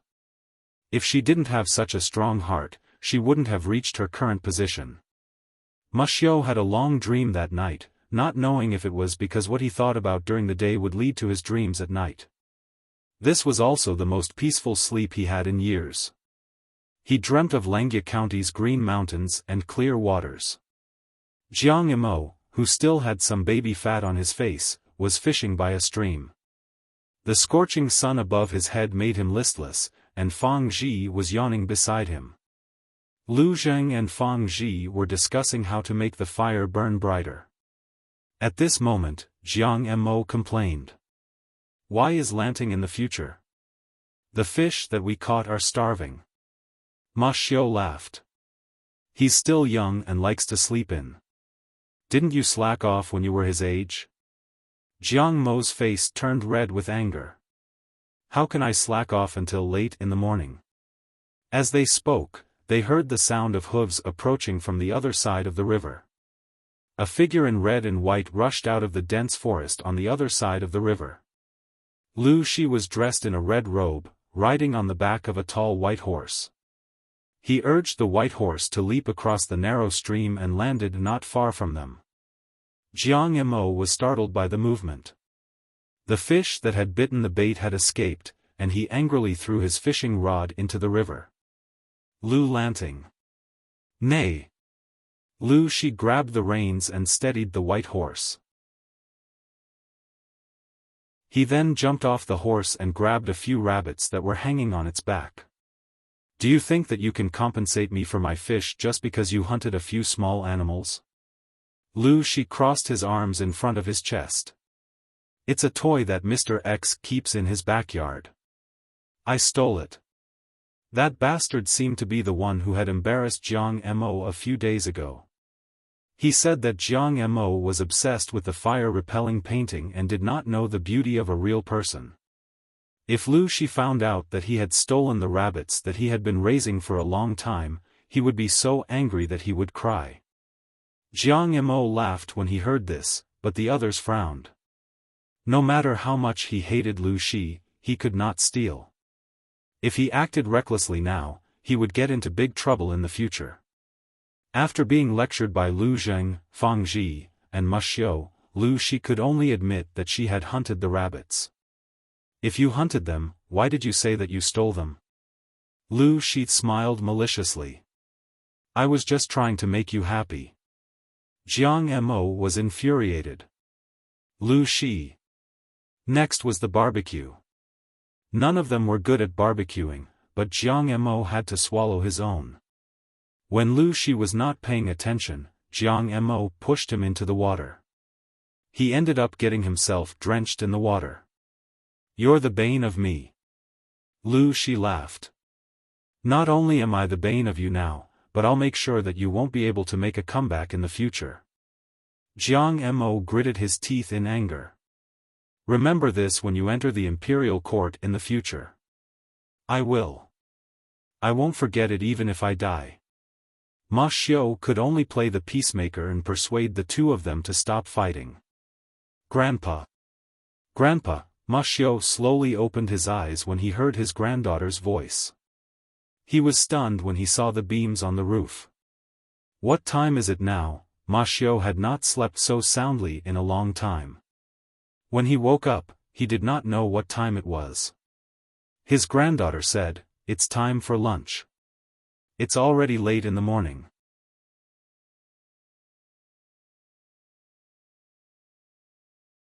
Chapter 18:20. The weather in Beiyuan is too cold. It's only the end of autumn and the beginning of winter. The capital city of Beiyuan has been covered in snow for 2 months. The snow in Shui City has reached its ankles. Although our soldiers are not afraid of the cold and heat, the weather is bad and it's not suitable to fight. I think, since the aristocrats of Beiyuan have created such good psychological conditions for us, why not use this as a breakthrough? Now Beiyuan is a dam in danger.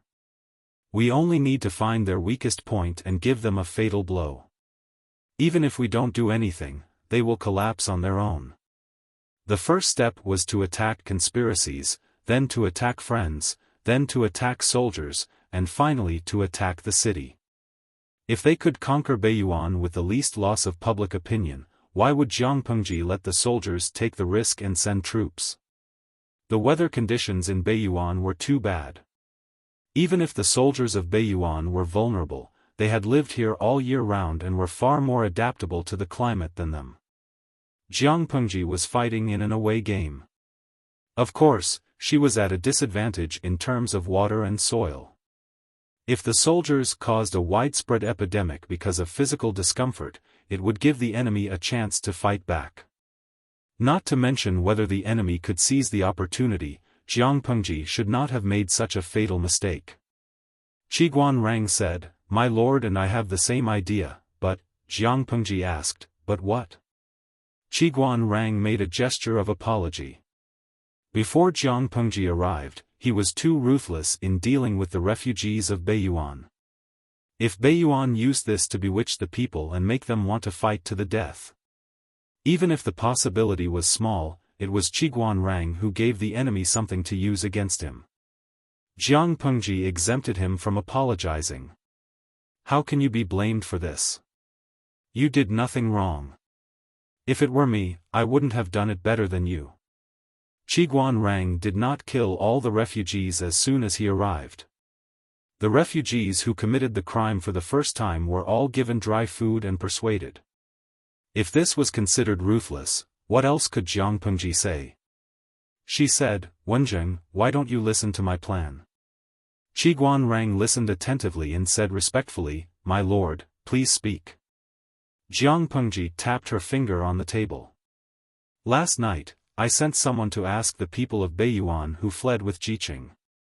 Most of them had the impression of war, death, plague, and barrenness about Dongqing and the other 3 countries.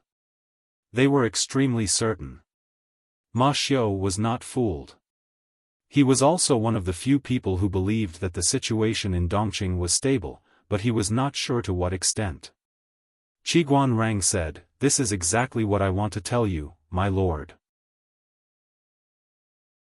In order to prevent the people from escaping through the border, Beiyuan not only strictly guards the border and cruelly kills the people who try to escape, but also sends people to fool the people from time to time and publicize some groundless human tragedies, Jiang Pengji sneered. For example, I killed a lot of people, exploited and oppressed the people, and made the land barren and full of bones? Qiguan Rang said helplessly, the words that they spread are much harsher than the Lord's. They also fabricate more false content. Killing people was still considered polite. Cannibalism, eating children, bathing in women's blood to maintain beauty, kidnapping pregnant women to perform a C-section for fun, and having 3,000 beautiful men and 3,000 beautiful women, with no taboo between men and women, engaging in open-air nude debauchery. All in all, it seemed that his lord wanted a copy of everything that King Zhou, who had been slandered like a dog, had done in the investiture of the gods. Not only did she have to copy, but she also had to come up with new ideas, and new ideas had to be innovated. In short, she had to be as slandered as possible. Qiguan Rang deeply suspected that the people in Beiyuan who were engaged in the Internet Water Army were fans of the investiture of the gods.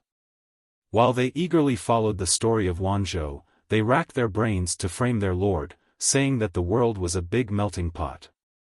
Only in this way would the people know fear and continue to endure the hellish days on earth. Look, the world outside Beiyuan was like that. You would regret it if you went there. It was better to stay in Beiyuan. Although Beiyuan couldn't let you eat your fill, it could let you drag out an ignoble existence. As one of the targets of slander, Qiguan Rang only wanted to smash the heads of these idiots.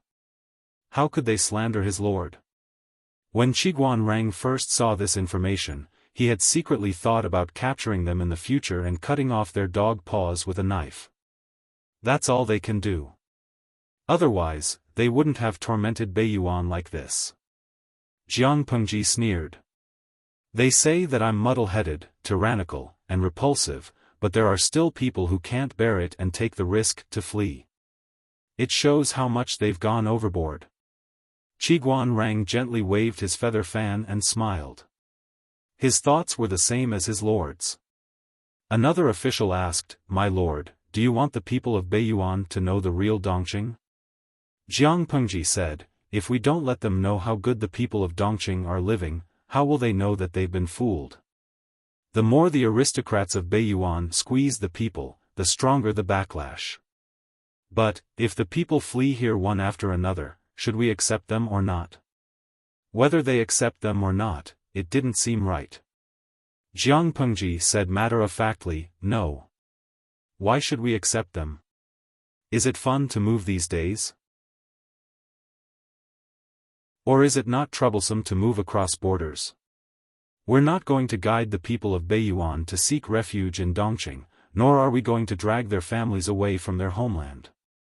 We want to let them know that even if Beiyuan changes its master, they can still live as well as the people of Dongqing. We also want them to know that their lives are even worse than the people who wander from place to place in troubled times. By the way, we should send someone to bribe the general who guards the border. It should work." "The general who guards the border? Bribe that person? That general has a very good reputation among the martial artists. I'm afraid it won't be easy to persuade him." Although bribing the enemy general was normal, it also depended on the situation. If they met a loyal general, bribing him would only bring disgrace upon themselves. If they were unlucky, they might even fall into the enemy's trap. Jiang Pengji sneered. If he's really capable, how can he not even keep an eye on a group of refugees? I originally thought that person was greedy and lazy. He didn't care about these refugees and was too lazy to carry out the order issued by the royal family of Beiyuan to kill the people who fled. Now that I look at it, it's not entirely true. Perhaps this general still has some conscience, so he turned a blind eye to it and gave the refugees a way out. If it was greed and dereliction of duty, it could be bribed with money. By then, if the public opinion fermented well, Jiang Pengji could collude with the general to open the door and create the halo of a king's teacher. If it was someone with a conscience that had not been extinguished, then it would be even better. He would be moved by emotion and reason, and he would be moved by the righteousness of the world. Then, he would be tempted by benefits, and he would not have any worries after he sought refuge with them. This would also achieve the best effect. Of course, if the general was unmoved by force or persuasion, Jiang Pengji could only use force to attack. Who gave the old, weak, and disabled soldiers of Beiyuan the courage to think that they could guard this stupid pass? I don't deny that there is eternal loyalty in this world, but it's just the tip of a phoenix's feather.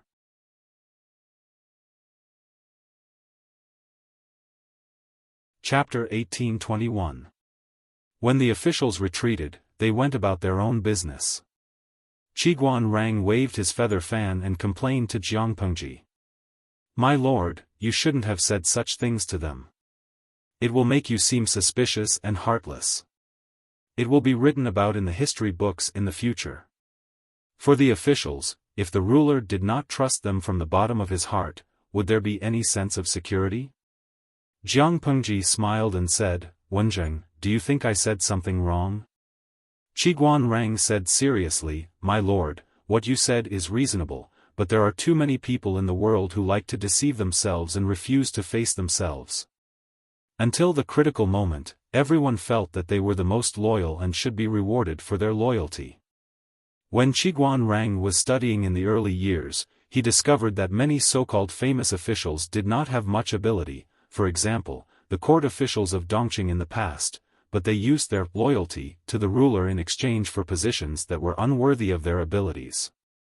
They even brainwashed themselves and swore that they were extremely loyal to the ruler. In the end, when Dongqing collapsed, these people were the fastest to change their allegiance. The flags that were raised back then were slapped in the face at that moment, but these people did not feel any pain. That was amazing. What was even more amazing was that his lord snorted at their words and actions. She only stopped short of pointing at their noses and telling them not to do this. How capable you are is how important your job is. Swearing loyalty to her will not even get you a single grain of rice. Then let them read. Will I lose a piece of meat?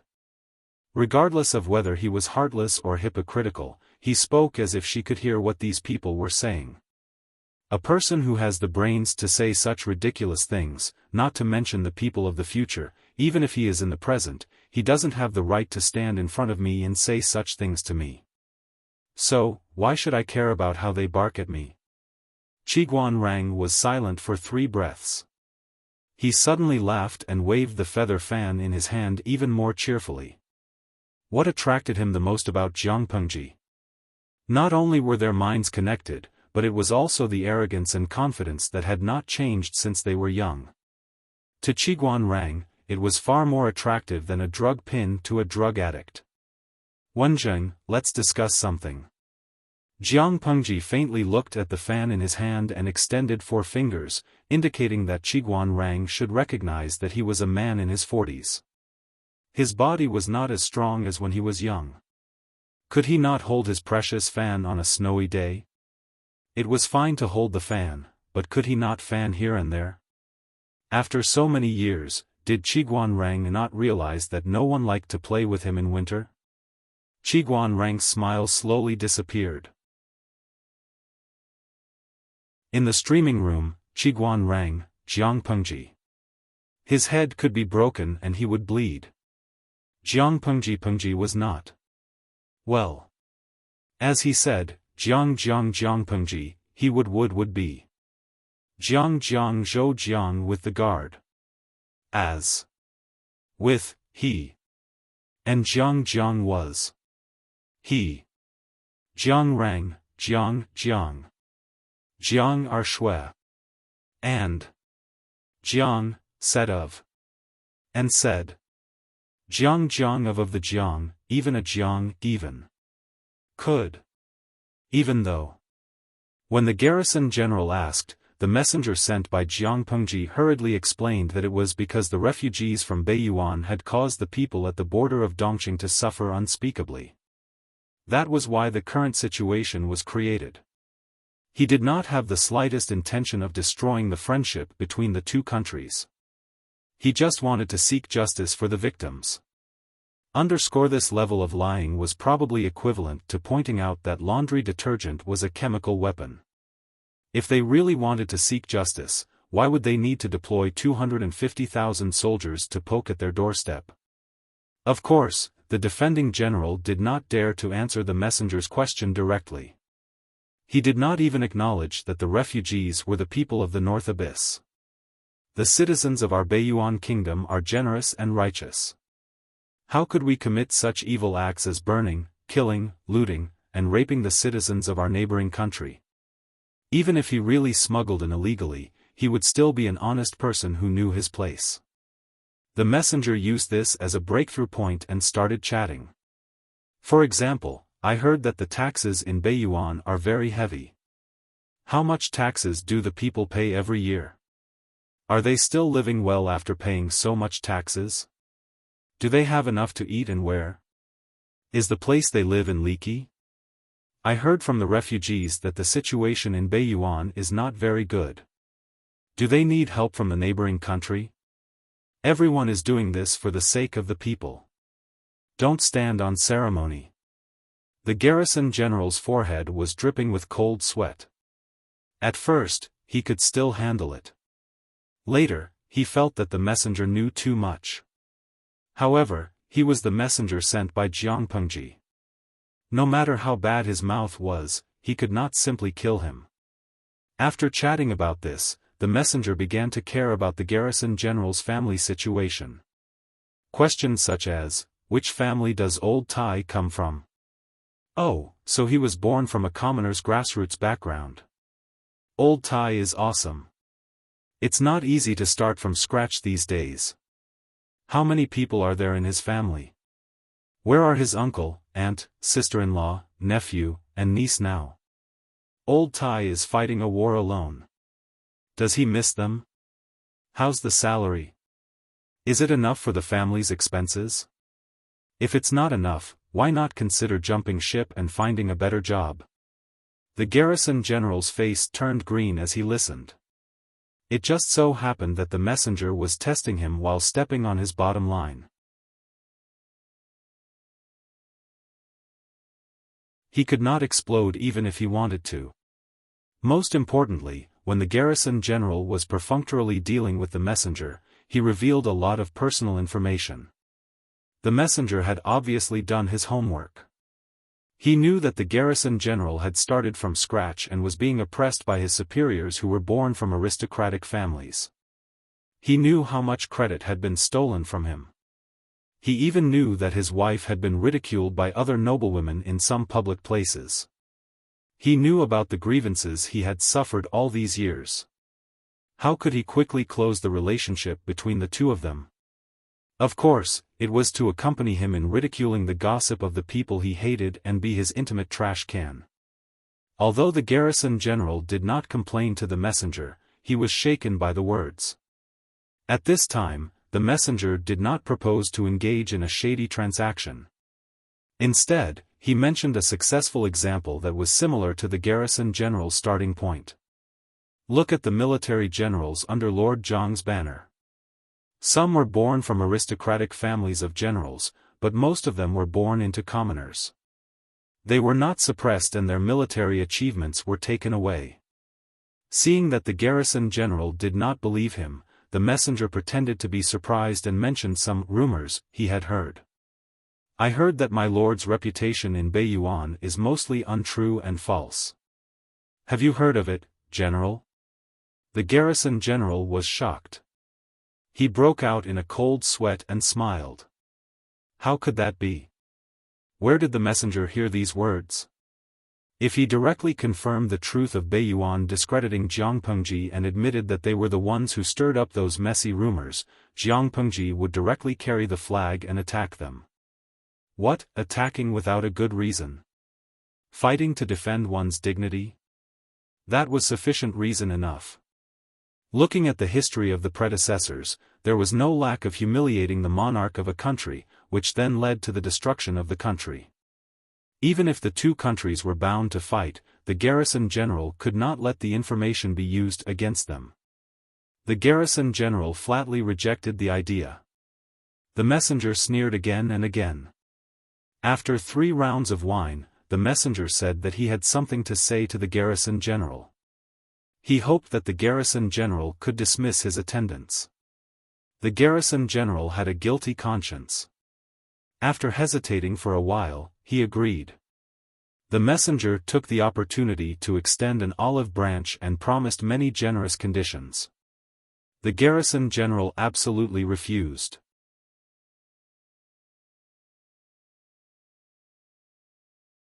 Chapter 1822. The envoy did not get angry. Instead, he smiled and said, "General, you are wrong.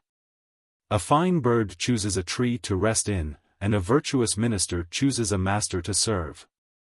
Is the current royal family of Beiyuan really the legitimate one? It was merely a vile person who used bloody and despicable means to snatch it.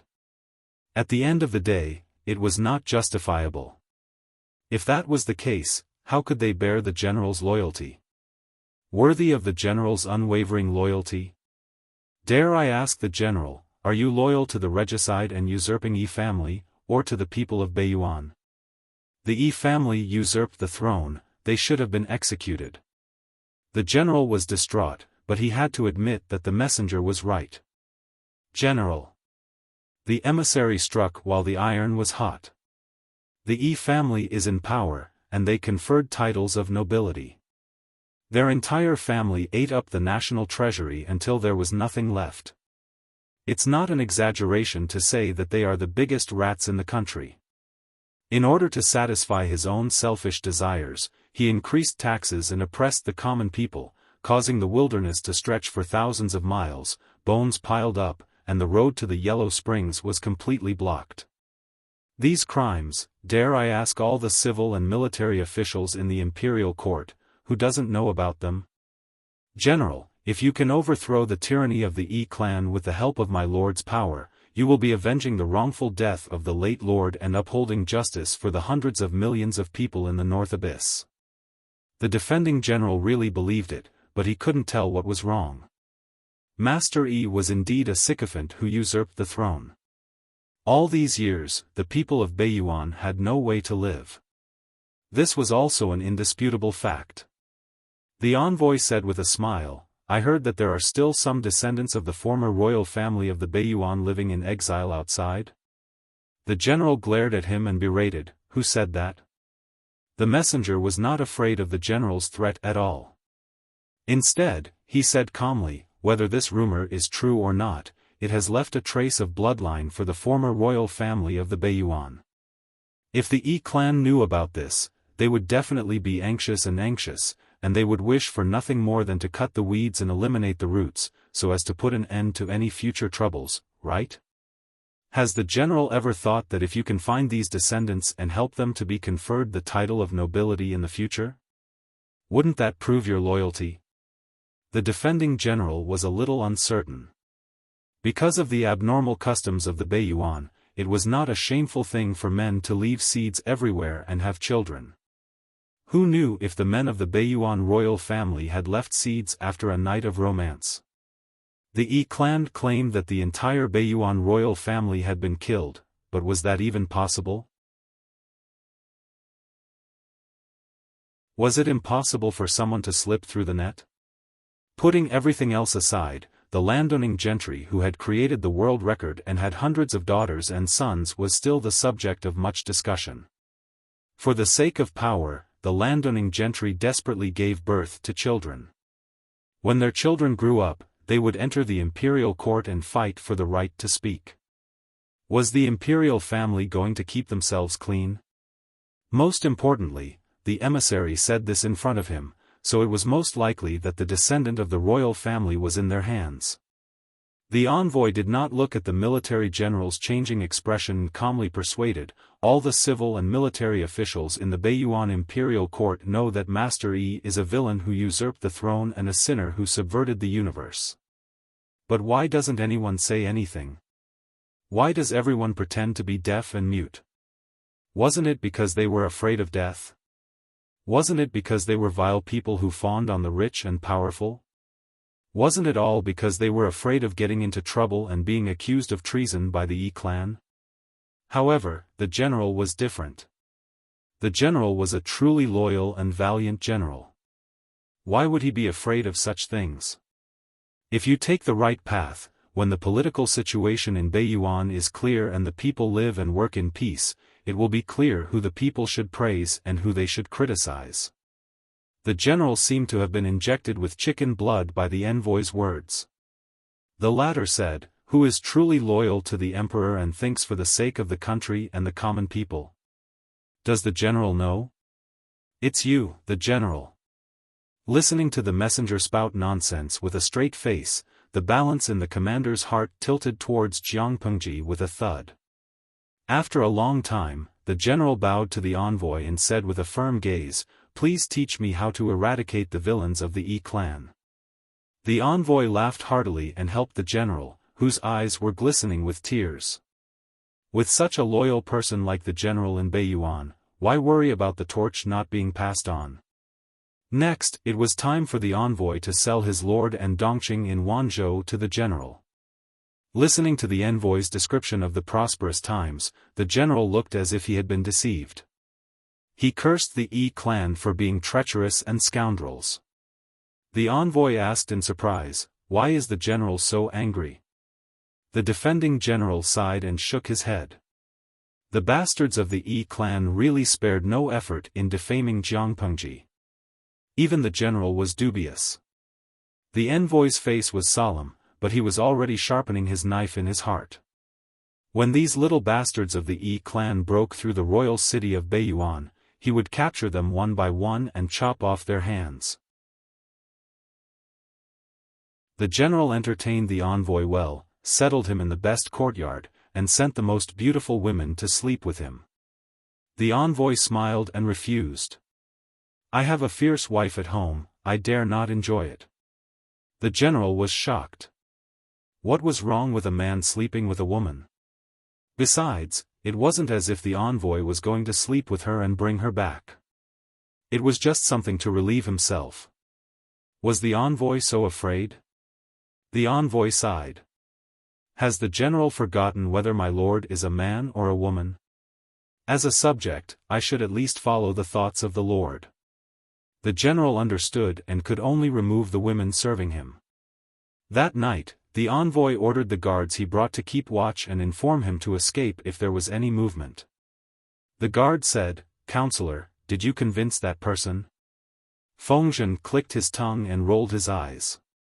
"Who knows if he's just playing along with me? Maybe he'll come to kill me in the middle of the night?" He had obviously underestimated the power of his verbal rap and overestimated the upper limit of the general. The night passed peacefully. Fengzhen even dreamed that Wan Xiao gave him an encouraging kiss, and the two of them were in a frenzy.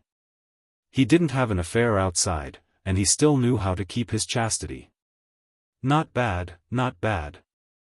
After waking up, Fengzhen muttered as he put on his clothes.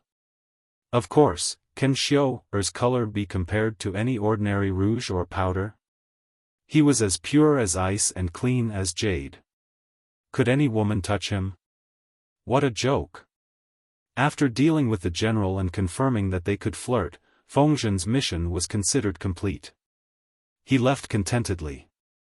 When Jiang Pengji saw Feng Langzi, who was flushed with success, she looked him up and down with a faint smile. Fengzhen couldn't help but shiver. His hairs were standing on end from his lord's stare. "Does my lord feel that something is wrong?" Jiang Pengji smiled. "No, everything is right." Fengzhen couldn't help but mutter to himself. If there was nothing wrong, why was she staring at him like that? Qiguan Rang asked, "Is that general reliable?" Fengzhen said, "Whether he's reliable or not, it's fine as long as he's useful. If he only relies on his brain, he won't have much success in the future. Boorish people deserve to be tricked into his trap." Fengzhen was probably a scumbag. Yesterday, he was still sweet-talking the general. His mouth seemed to be smeared with honey. He had just settled the general, and now he was pulling up his pants and ignoring him. Would the general be heartbroken if he knew? Sob, sob, sob. Confucius once said, "I'd rather believe in ghosts in the world than believe in a strategist's lousy mouth." The reason the general was tricked was probably because he was too uneducated. Smiley face angle, after a few days, Fengzhen and the general secretly communicated and put the prepared public opinion proposal on the market. With the general's help to add fuel to the fire, the effect was really great. You're tuning into the Xiaofan's Wuxia Tales YouTube channel. Don't forget to subscribe and join us on this journey to catch the most captivating stories.